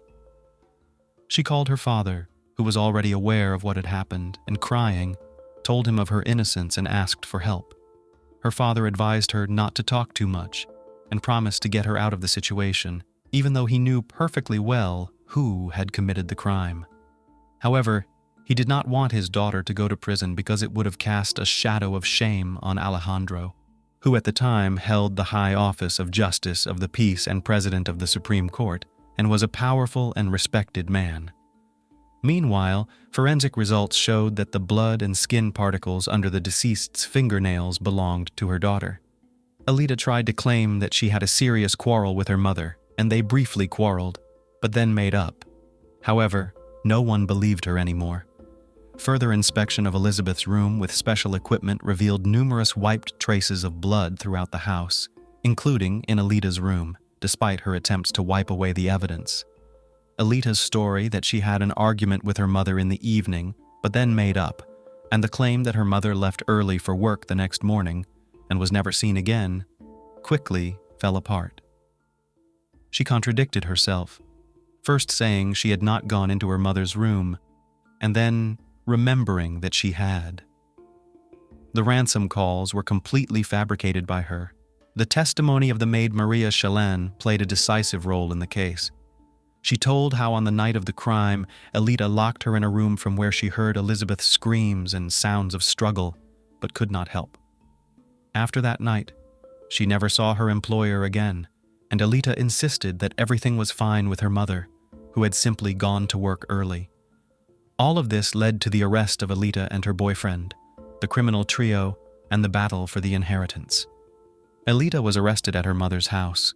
Her boyfriend was detained a few hours later at an entertainment establishment, and the next morning, Jorge was arrested, betrayed by Fernando, who tried to blame the crime on him.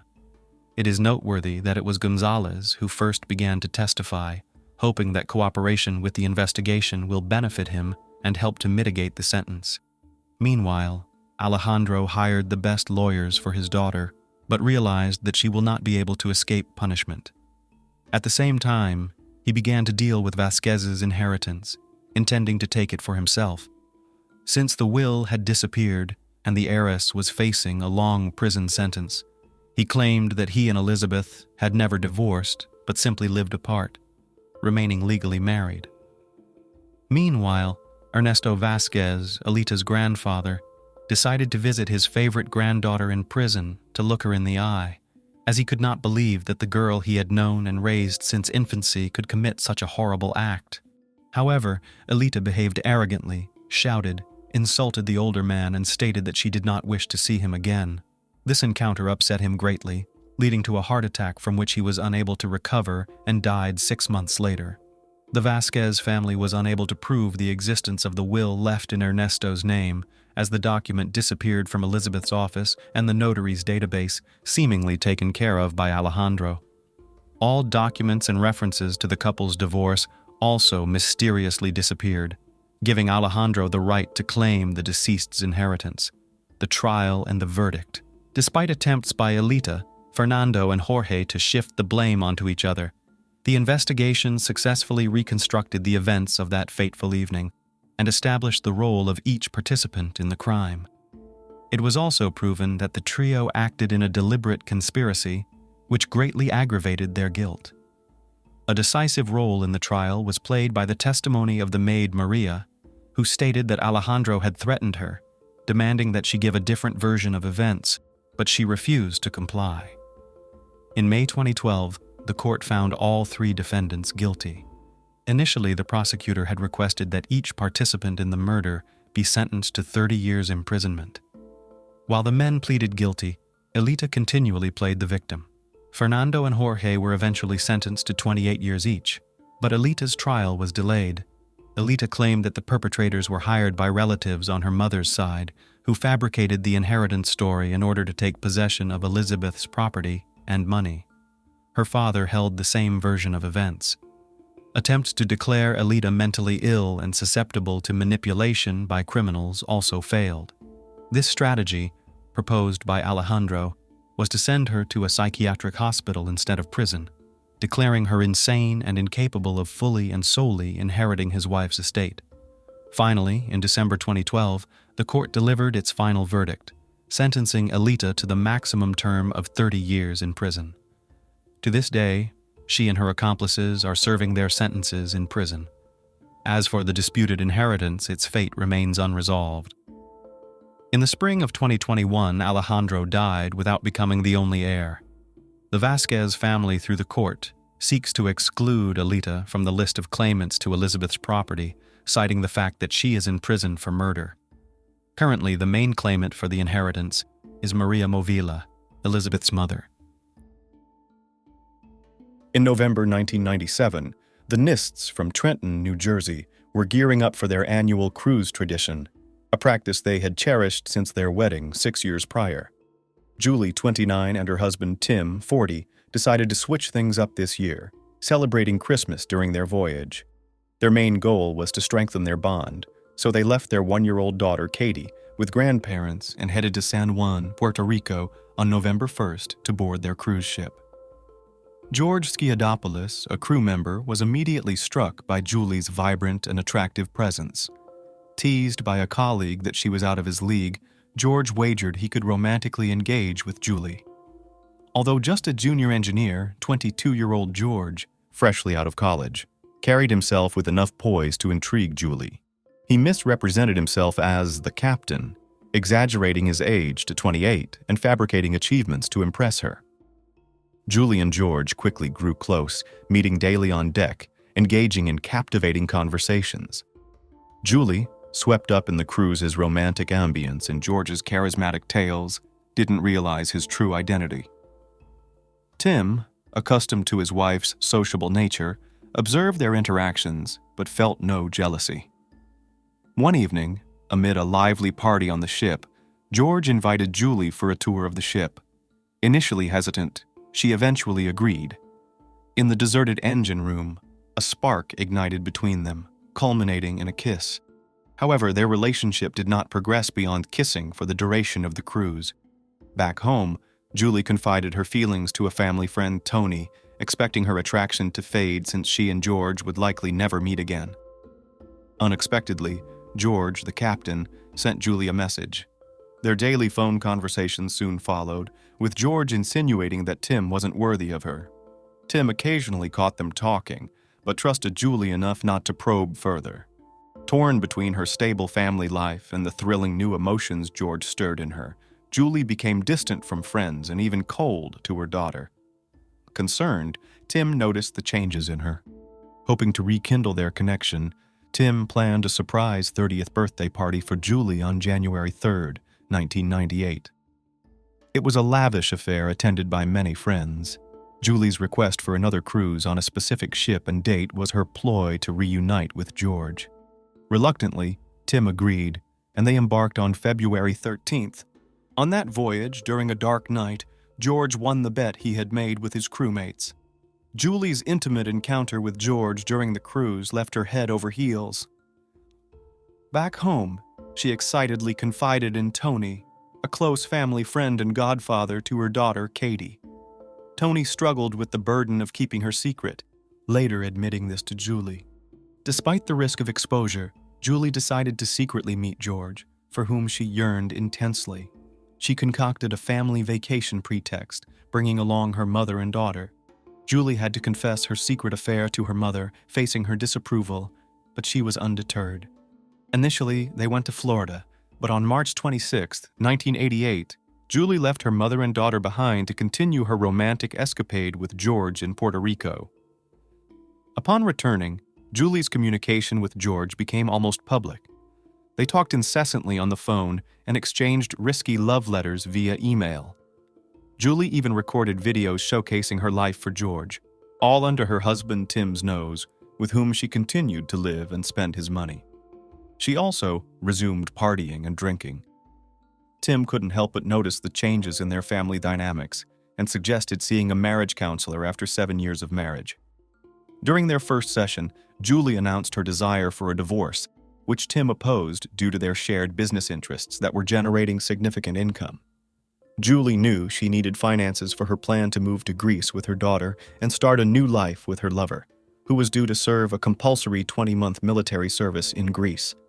Julie attempted to help him flee and secure a U.S. but she lacked sufficient funds. For her new boyfriend, Julie began a fitness regimen, experiencing sleep issues and resorting to strong sleeping pills. Amid emotional turmoil, she also started taking antidepressants. George, learning about this, was furious and forbade her from using them. Julie lost about 10 kilograms, aiming to return to modeling to earn money, but George, unlike Tim, was intensely jealous and did not support this idea, forcing Julie to abandon her plans. Almost everyone, including Cheryl, who once helped Julie enter the modeling industry, disapproved of her relationship with the Greek man. They had witnessed the evolution of Julie and Tim's life since they first met at an exclusive yacht club party in July 1989. Tim, 11 years her senior, was a successful businessman with his own company and a new yacht. He had established his landscape design company in the early 80s, flourishing alongside the U.S. real estate market boom. Initially, their relationship thrived, but Julie's jealousy was evident. Once, Tim waited for her at a bar with another woman, and upon Julie's arrival, she assaulted Tim, leaving a bruise on his face, and attacked the woman. It turned out she was the secretary of a man Tim had worked with for years, merely assisting in business matters. The conflict was resolved at that time. Tim was taken aback one day when he arrived at his office to find Julie sitting at his secretary's desk. With her charming smile, she announced that the former employee would no longer be working there, effectively usurping her boyfriend's job and leaving him little choice but to accept her as his new assistant. This allowed her to work from home, granting her more freedom, including financially. Julie had always dreamt of being a model. One day she spotted a beauty contest advertisement in a newspaper and decided to participate, confident she would win and supported by her loving partner Tim. They compiled Julie's best photos and sent them to the magazine organizing the contest.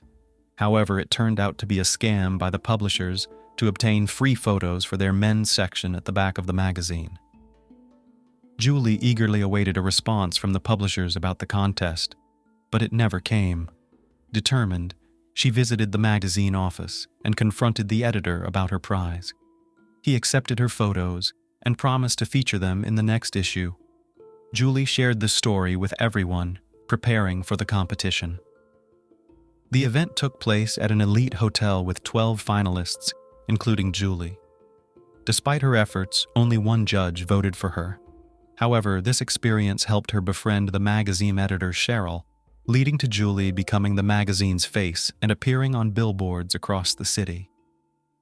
As her fame grew, Julie began receiving modeling offers, becoming a local celebrity until the autumn of 1990.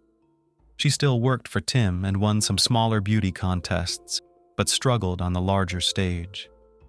On November 16, 1991, Julie, then 23, and Tim decided to get married. The couple led an active life, not restricting themselves in any way. By 1997, Julie's modeling career was growing, increasing her income. She began appearing on TV, but unfortunately, started abusing alcohol.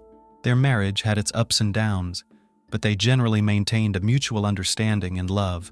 Tim wanted children, and they were financially stable enough to provide for a child, but Julie was hesitant, not wanting to risk her modeling career. However, in February 1995, Julie became pregnant. Her friends said she continued to drink and smoke throughout her pregnancy. On November 26, 1996, the Nist family welcomed a daughter, Katie Scarlett. Becoming a mother profoundly changed Julie. She embraced her new role. During this time, her mother, Julia, actively helped with Katie's upbringing, though they often disagreed on parenting approaches. Julie soon experienced postpartum depression, partly due to the significant changes in her figure after pregnancy. She withdrew into herself, not attempting to return to her previous condition. Around this time, her relationship with Tim began to deteriorate. By April 1997, they sought family therapy. Julie felt the therapist sided with Tim, but the specialist genuinely tried to address her issues and complexes, uncovering unpleasant aspects of her past. Eventually, the therapist stated that Tim wasn't giving his wife enough attention, leading their marriage to the brink of collapse. Feeling lonely, Julie started socializing with friends more and often came home intoxicated. During this tumultuous time, Tim, following the family therapist's advice, decided to take Julie on a cruise, hoping it would rekindle the warmth and passion in their relationship. However, his hopes were dashed as Julie's newfound passion for another man continued to erode their family life and her own well-being. Due to her secret affair, Julie's mental state worsened. One day, Tim was unable to access important business documents because Julie wouldn't let him into her room. The situation escalated to the point where he had to call the police, and despite Julie's active resistance, Jim retrieved what he needed. Julie developed paranoid thoughts, believing Tim had hired a private detective to follow her. The household atmosphere grew tense, and it became clear that divorce was inevitable. In midsummer, George and Julie met in the States and secretly got engaged. Julie didn't hide her plans to move to Greece, but intended to do so the following year. Around this time, Tim discovered international phone bills totaling $7,000 per month.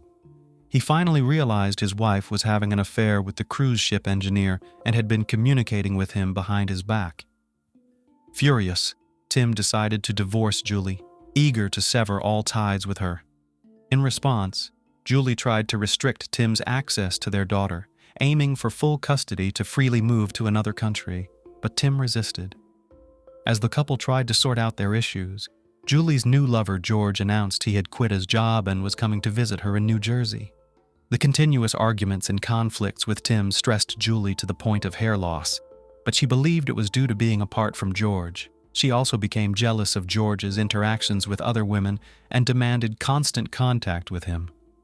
When George arrived in New Jersey, their relationship spiraled into chaos. He constantly inquired about money and persuaded her to spend more, forcing Julie to ask Tim for funds, further limiting her interaction with her daughter, which greatly irritated Tim. George frequently lied about his financial status, and it was surprising how unremarkable he appeared, making Julie's infatuation with him even more bizarre.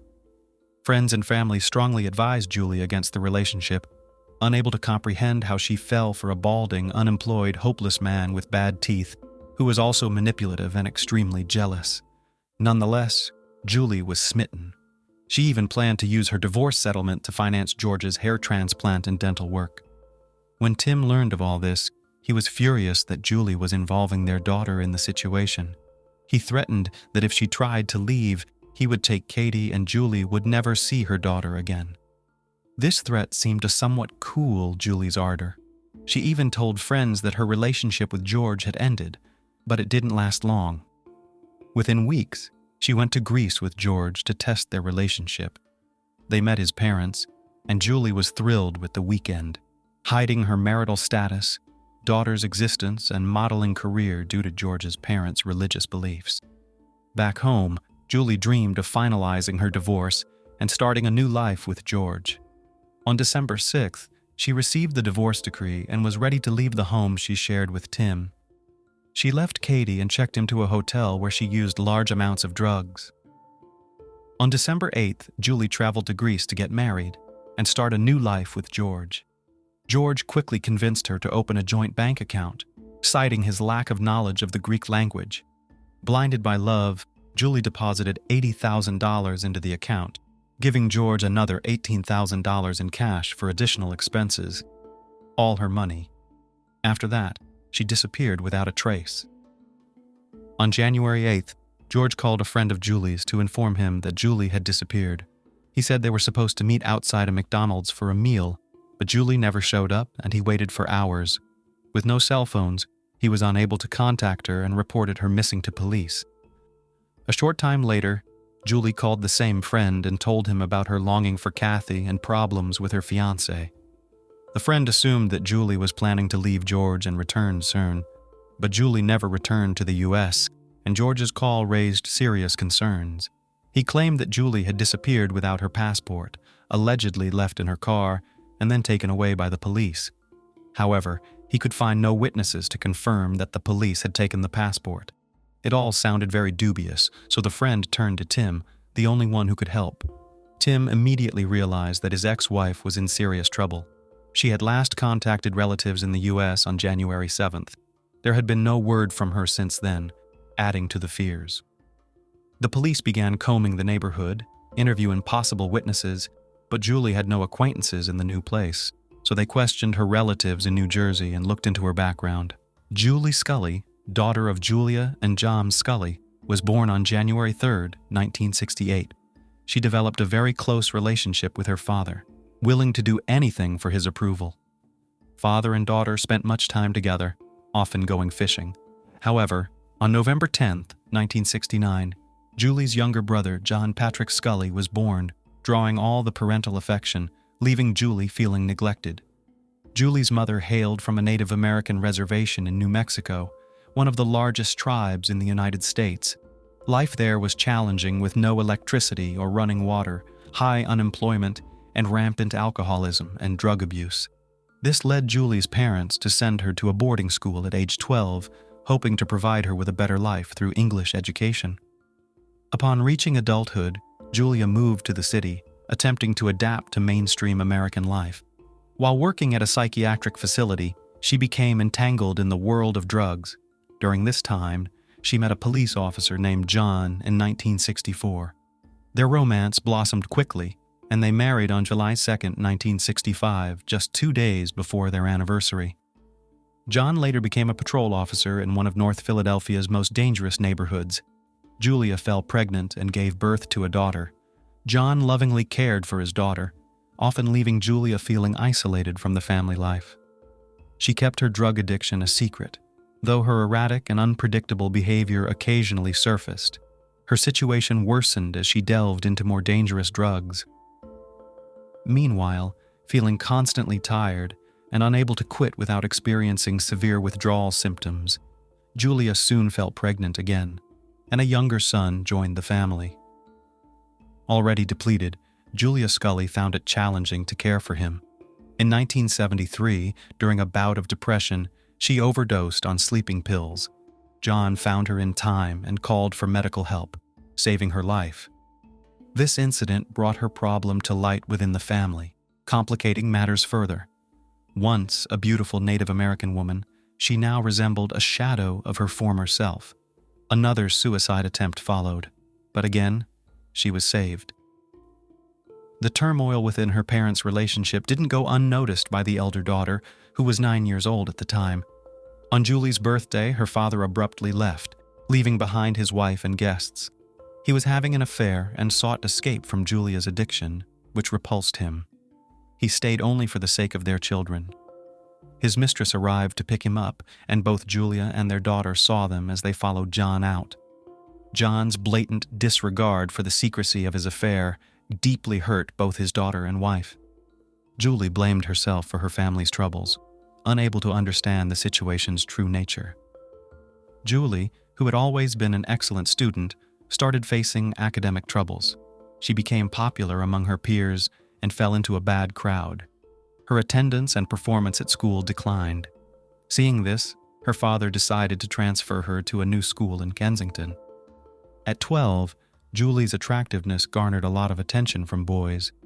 The Scully family lived in a troubled neighborhood, heightening her parents' concerns about her future and the risk of falling into substance abuse like her mother. One evening, when Julie's friends were supposed to sleep over, she disappeared from her room with them. When her mother discovered their absence, she panicked and called the police, who found the children in downtown Philadelphia. Julie's relationship with her mother worsened, leading to regular conflicts and scandals. Her rebellious spirit also manifested towards her father, despite their close bond.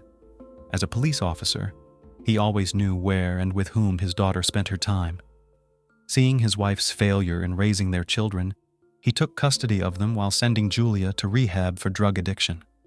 The family environment became calmer during her absence.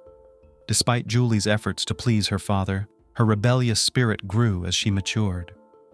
She continued spending time with friends, leading to skipped classes and poor grades. Her father, infuriated upon learning this, was dismayed, especially since Julie was only 14. The close and warm relationship they once shared seemed to have vanished. Julie expressed her desire to drop out of school, possibly a cry for attention that she had started seeking on the streets. Her beauty made her the center of attention at every party. In 1982, Julie graduated from high school. Her parents hoped for her to pursue specialized education, so her father, a police officer, helped her get into an engineering college. He appealed to the college director for special admission conditions, emphasizing Julie's Native American heritage. His efforts paid off, and Julie was admitted to the college in the fall of 1983. She had already been leading sexual life in her 18. Julie's brother chose a different path. Despite similar upbringings, he enlisted in the Navy at 16. Around the same time, Julie decided to leave college to seek financial independence. She soon met Neil Ziegler, who was 6 years her senior. Their relationship quickly blossomed, and they secretly married in November 1985, just a few months before Julia's 18th birthday. Her father, initially unaware of her marriage, later supported it, believing it was better for her than staying with her dependent mother. However, the marriage ended in divorce in 1988. Julie returned to live with her mother, finding a new job but reluctant to contribute to living expenses. Her striking appearance drew attention everywhere, with many mistaking her for a model. Julie gradually began using her beauty to interact with affluent men. Despite outward confidence, she was fragile and desperately sought love, but only found fleeting relationships. It was during one such social gathering that she met her future husband, Tim Nist. After moving out, Julie's mother spent years in therapy and finally overcame her addictions. When Julie and Tim had a daughter, the grandmother eagerly assumed childcare responsibilities, remaining involved even when Julie ran off to Greece with a new lover. After Julie's disappearance became known, her mother described George as truly pitiful. He was unattractive and unpleasant to look at, and seemed to have no control over his behavior. The missing woman's mother recounted an incident where she fell victim to George's aggression during an argument with Julie. George shouted and insulted the woman, grabbing her by the throat and pinning her against a wall, not releasing her until he heard threats of police involvement. Julie attempted to end their relationship and called the police after the attack, leading to George's expulsion from the country. Despite this, she soon went to join him in Greece. She actively defended her lover, even taking the blame for the assault. Julie's mother suspected George's involvement in her daughter's disappearance. Following Julie's disappearance, George continued to play the role of an active helper in the search. Julie's close relatives tried to contact the American embassy in Athens, but faced a language barrier as the Greek police stations handling the investigation had no English-speaking staff. The FBI from the USA joined the investigation at this time. It was revealed that George had Julie's passport the entire time. Initially, he claimed to have found it, but changed his story to theft when he learned of the FBI's involvement. His behavior became increasingly suspicious. He attempted to withdraw money from their joint account, but was unable to do so. On January 23, 1999, the couple was supposed to get married. During this time, news about the missing American woman was broadcast on news channels and radio stations. George angrily called Julie's friend, who had approached the media about the case. He claimed his innocence and even made a public statement in the press, actively giving interviews in an attempt to justify himself. However, 16 days after Julie's disappearance, George was brought in for questioning as the main suspect. George recounted that after moving to Greece, Julie quickly became disillusioned with both the country and him. She increasingly missed her homeland and daughter and wanted to return. George tried to support her, but the situation worsened, deeply troubling him. In her final days, she cried constantly. At one point, George's mother found out about Julie's former husband and daughter in America. She began to despise Julie and openly expressed her dislike to George, urging him to leave the woman with a troubled past. The conflicts between the lovers became more frequent and severe, leading to their eviction from a hotel. Julie wanted to contact her family, but her lover prevented her from calling relatives and even physically abused her.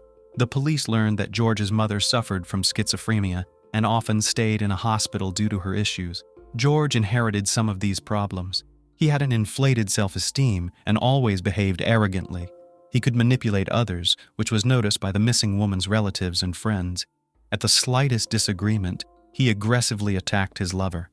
Besides Julie's mother, who had suffered from his violence, Julie herself sustained serious hand injuries, but claimed they were accidental, continuing to live with her tyrant. After 4 hours of conversation with the police, George could not stick to the story he had spread in the media and confessed to killing his lover. He claimed it was an accident. Apparently, the lover genuinely regretted what had happened. He even cried during the interrogation. However, his confessions were confusing and full of contradictions. Initially, he claimed Julie had never disappeared, then again admitted his guilt, and then denied his involvement in the incident. On January 8, 1999, the couple set off on their long-awaited trip to Athens. They were driving along a deserted two-lane highway, enjoying the tranquility and scenery. A calm conversation gradually escalated into a serious conflict. Finally, George decided to stop on a stretch of road where there was no one around. In a fit of rage, he jumped out of the car and attacked his beloved, choking her as tightly as he could. He wanted her to be silent and stop screaming. George told the police that it seemed as if he was watching all this from the outside and lost control of himself. He couldn't stop himself until Julie stopped showing signs of life. The lover claimed that these horrific moments lasted only a few seconds, but investigators knew that strangulation takes at least 3 minutes. Afterwards, George was in a state of shock. He came up with the idea of burning his beloved's body, scattering her ashes in the sea from a cliff, and then jumping after her to reunite with her. George recounted that he attempted suicide by shooting himself with a pneumatic gun, jumping under a truck, and taking an overdose of medication, but all his attempts were unsuccessful. However, he was now at the police station for questioning, indicating that all his thoughts were mere fantasy. In reality, he handled his beloved's body differently. After the murder, George simply threw it in the trunk of his car and drove to the nearest gas station. There, he bought gasoline and returned to the crime scene. George dragged the body away from the road near 2 small lakes, doused it with gasoline, and set it on fire. But due to the rain, the body did not burn completely. At some point, he decided to throw it into the lake, but instead, he stuffed the charred corpse back into the trunk and drove to his grandmother's house. There, he found a large travel bag and decided to pack Julie's body in it. But by this time, it had begun to stiffen, and he could not bend it. Moreover, the head did not fit in the bag, so George decided to simply cut it off. He described how he held her head by the hair and lifted it to his face.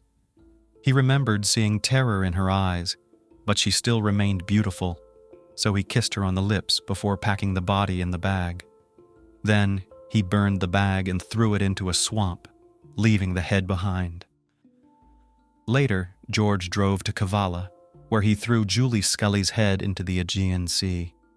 19 days after Julie's disappearance, her ex-lover and would-be husband helped detectives find the murder site and the remains. Tim and the victim's family were informed by the police that George had confessed to the crime. The victim's ex-husband went to Greece to bring Julie's body back to her homeland. Meanwhile, the criminal recounted what he had done to the woman in a live broadcast. Learning of his misdeed, the murderer's mother suffered a stroke, and his grandmother was shocked. The Greek authorities stated it was one of the most horrific murders they had known at the time. Tim's father declared that the lover should have died along with his beloved. Despite this, numerous articles emerged blaming the victim herself for what happened. The victim's family believed her lover initially used Julie for money as soon as he heard about her wealthy husband. He persuaded her to divorce and win a large settlement in court, which she was supposed to invest in his business. However, before her death, Julie finally realized his true intentions and refused to fund his projects, leading to her becoming a victim. The trial of George Skiadopoulos began on November 27, 1999. In the Greek justice system, trials are conducted by 3 judges simultaneously instead of a jury, significantly speeding up the process.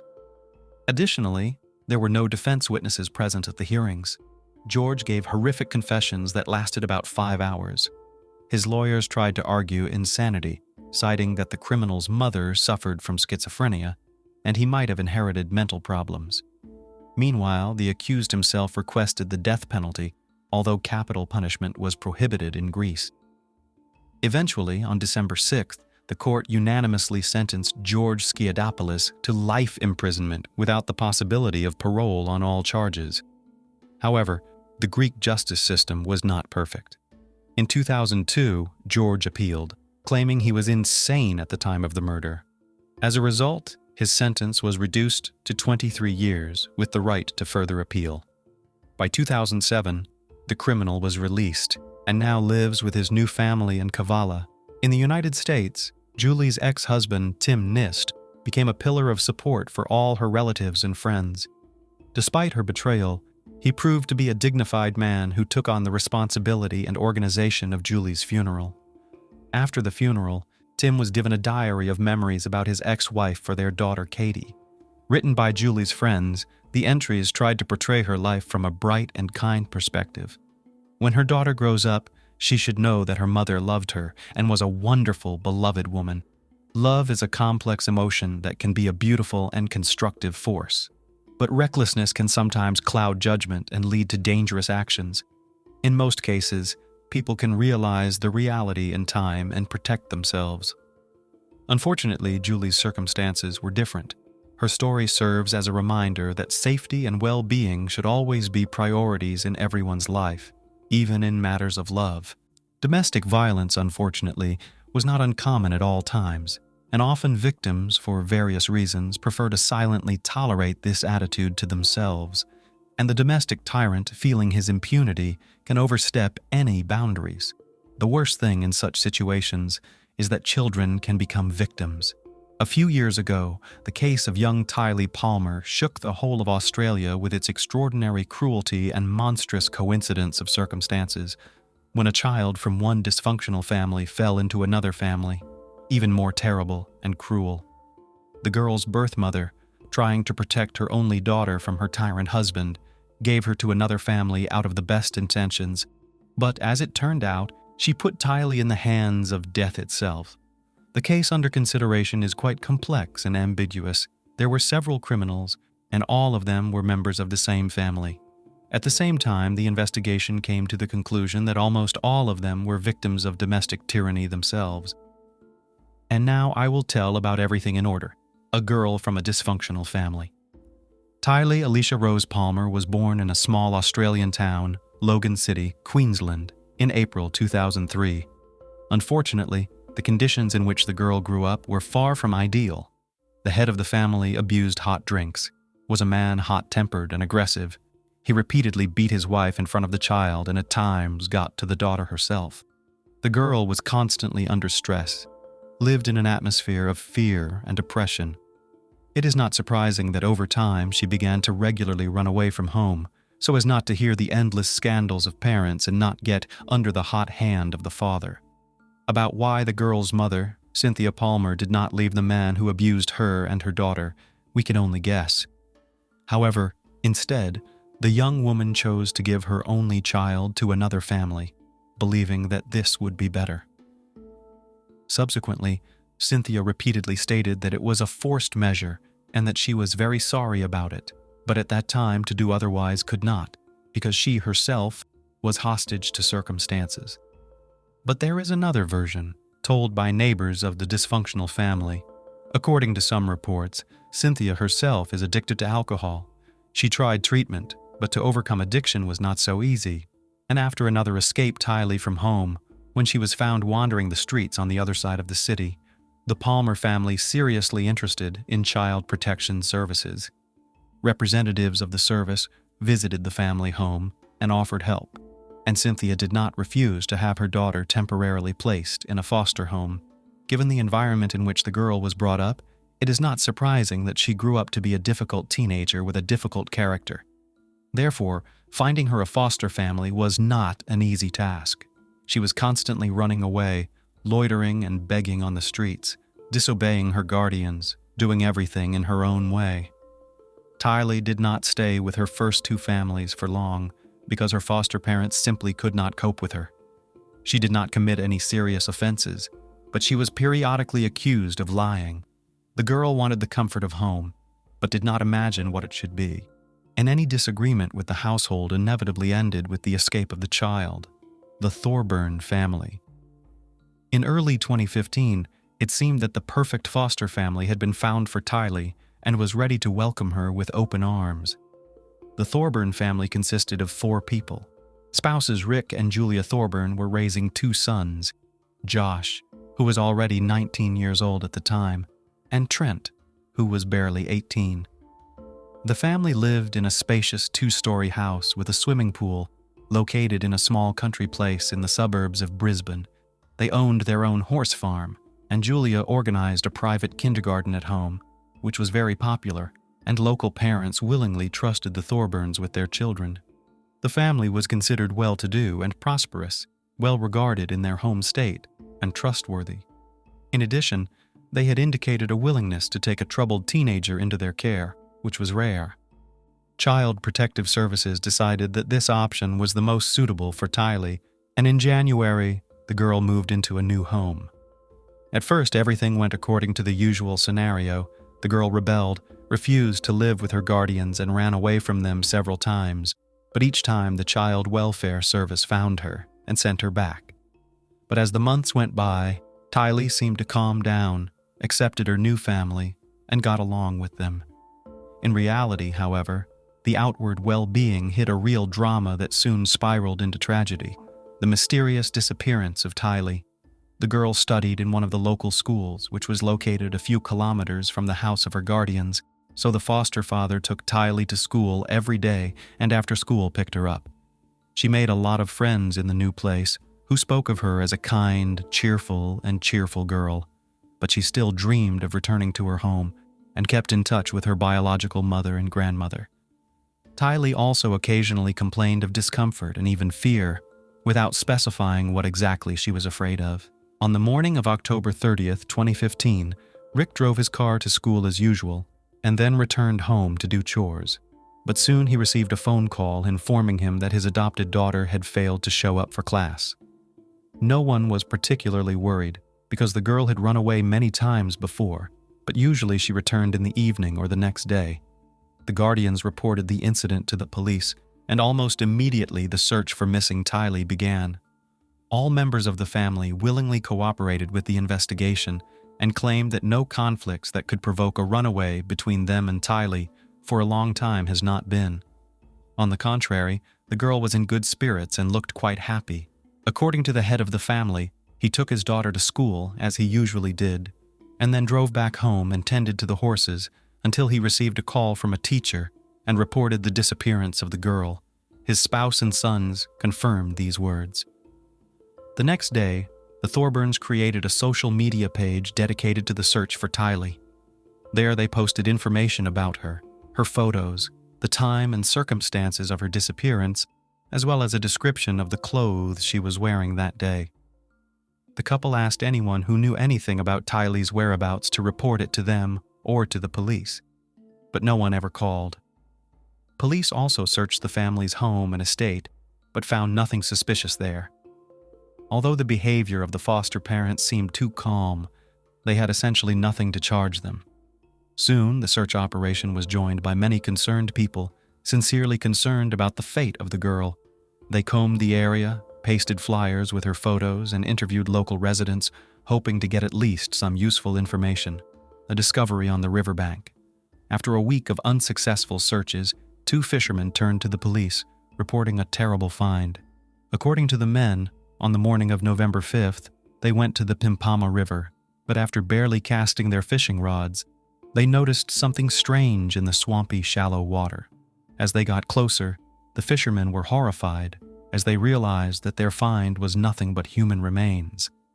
The police officers who arrived on the call noted that it was the body of a short man, but it was so disfigured that it was impossible even to identify the sex of the deceased. There were no clothes on him, and no personal belongings could be found nearby. The body had numerous injuries that were initially thought to have been left by wild animals in the area. In addition, it was badly decomposed due to heat, moisture, and numerous insects, which were attracted by the characteristic odor. The gruesome find was sent for examination, where it was determined that it was a girl whose approximate age was between 12 and 16 years old.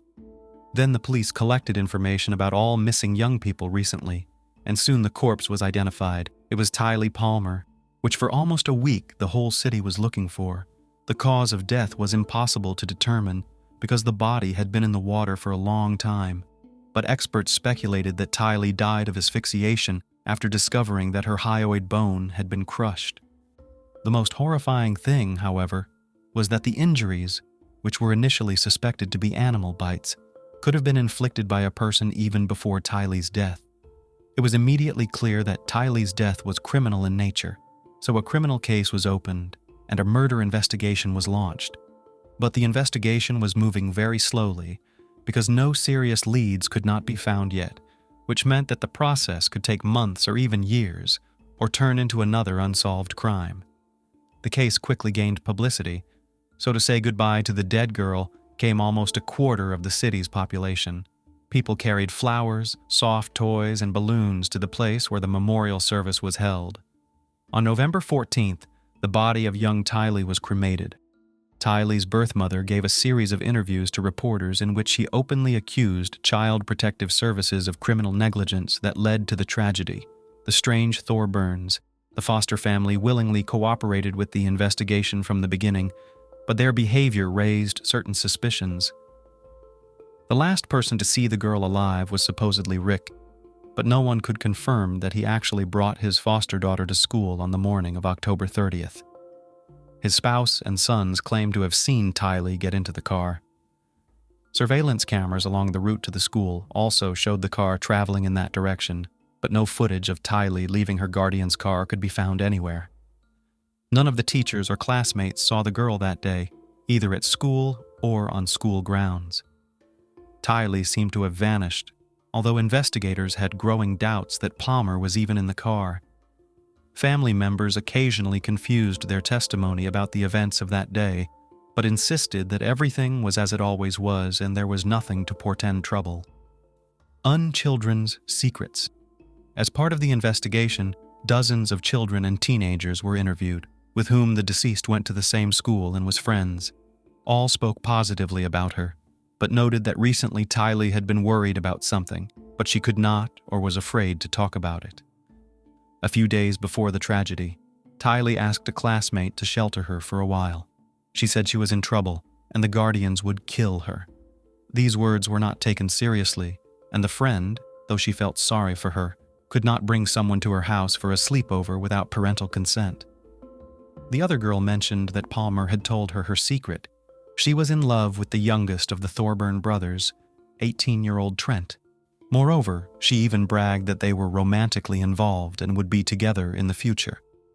The latter revelation sounded rather strange because Tylee was only 12 years old, and a relationship with an older brother, even an adopted one, seemed something unlikely, like a childish fantasy. Nevertheless, the information she received was definitely something she had to check out. The members of the Thorburn family categorically denied any suspicions. They called their dead adopted daughter a liar who wanted to draw attention to herself, and also suggested that the girl's school friends could have made up something themselves or fantasized. There was no solid evidence to suspect the guardians of committing a crime against Tylee, so they remained at large, continuing to do their usual business. Their private kindergarten continued to take children. The farm prospered, and they didn't have to deal with the pain of loss. For several months, the investigation was actually treading on the same ground. Local residents with previous convictions were questioned, and those previously suspected of crimes were checked. But the search yielded no results, and no new leads appeared. Even the announced high reward for any information about the case did not move the process forward. A parallel search was conducted in the area where Tylee's body was found, and a month later, under a layer of silt, were found a backpack and a shoe, which presumably could belong to the deceased. They were found 150 meters away from where the body was. These things were obviously wanted to get rid of so that they would never be found. The whole story gained a wide public resonance. The results of the search and investigation were broadcast on television, published in the press, and the residents of the city organized pickets demanding to find and punish the killer or killers. Some pickets were organized by the biological mother of the deceased Tylee. Eventually, it came to the point where the police appealed to possible accomplices of the perpetrator, promising them protection and immunity if they named the perpetrator or provided any substantial information. But this appeal also went unanswered. In 6 months, no new clues or avenues of inquiry have emerged. An anonymous call and a wiretap at the Thorburn house. It wasn't until closer to the summer of 2016 that police received an anonymous call that changed the course of the investigation. The anonymous caller said that the Thorburns were looking for a troubled teenager for a reason. They were driven by a mercantile interest because the custody of troubled children are paid an increased allowance. Anonymous also added that their youngest son, most likely, had an intimate relationship with Tylee, which he himself mentioned in passing before the tragedy. Of course, this information could have been a lie, but detectives remembered that they had already heard the theory that Tylee and her named brother might have had an affair, from a high school friend of the deceased. The investigators decided not just to take a closer look at Trent, but to take a hard look at him. The interrogations yielded nothing, because the guy and his family members continued to insist on their non-involvement, claiming that the girl herself ran away and then got into trouble. The family's social media pages were quietly checked, and one of the chat rooms in Trent's profile revealed a curious correspondence. About a month and a half before the tragedy, he wrote to his cousin that he had intimacy with a girl much younger than him, but her name he did not give. Of course, the dialogue on the social network could not become incontrovertible evidence, but it allowed the police to obtain permission to install listening devices in the Thorburn house, of course, without their knowledge. Already in the first few days, the wiretaps yielded shocking results. On the recordings, the family members could be heard working out their version of events in detail, so that their stories coincided in the smallest detail. The head of the family taught his household what to say and how to behave, and from the mouth of the mother sounded such phrases as, "Dad made this decision to save us. We'll have to live with it. Never tell anyone or anything, no matter what happens."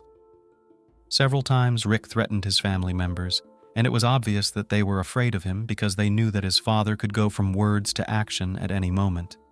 There was still not enough direct evidence, but the Thorburns' blue card, which gave them permission to work with children, was almost immediately canceled, so the private kindergarten had to be closed. The wiretaps soon provided confirmation that the youngest of the brothers had indeed been intimate with Tylee.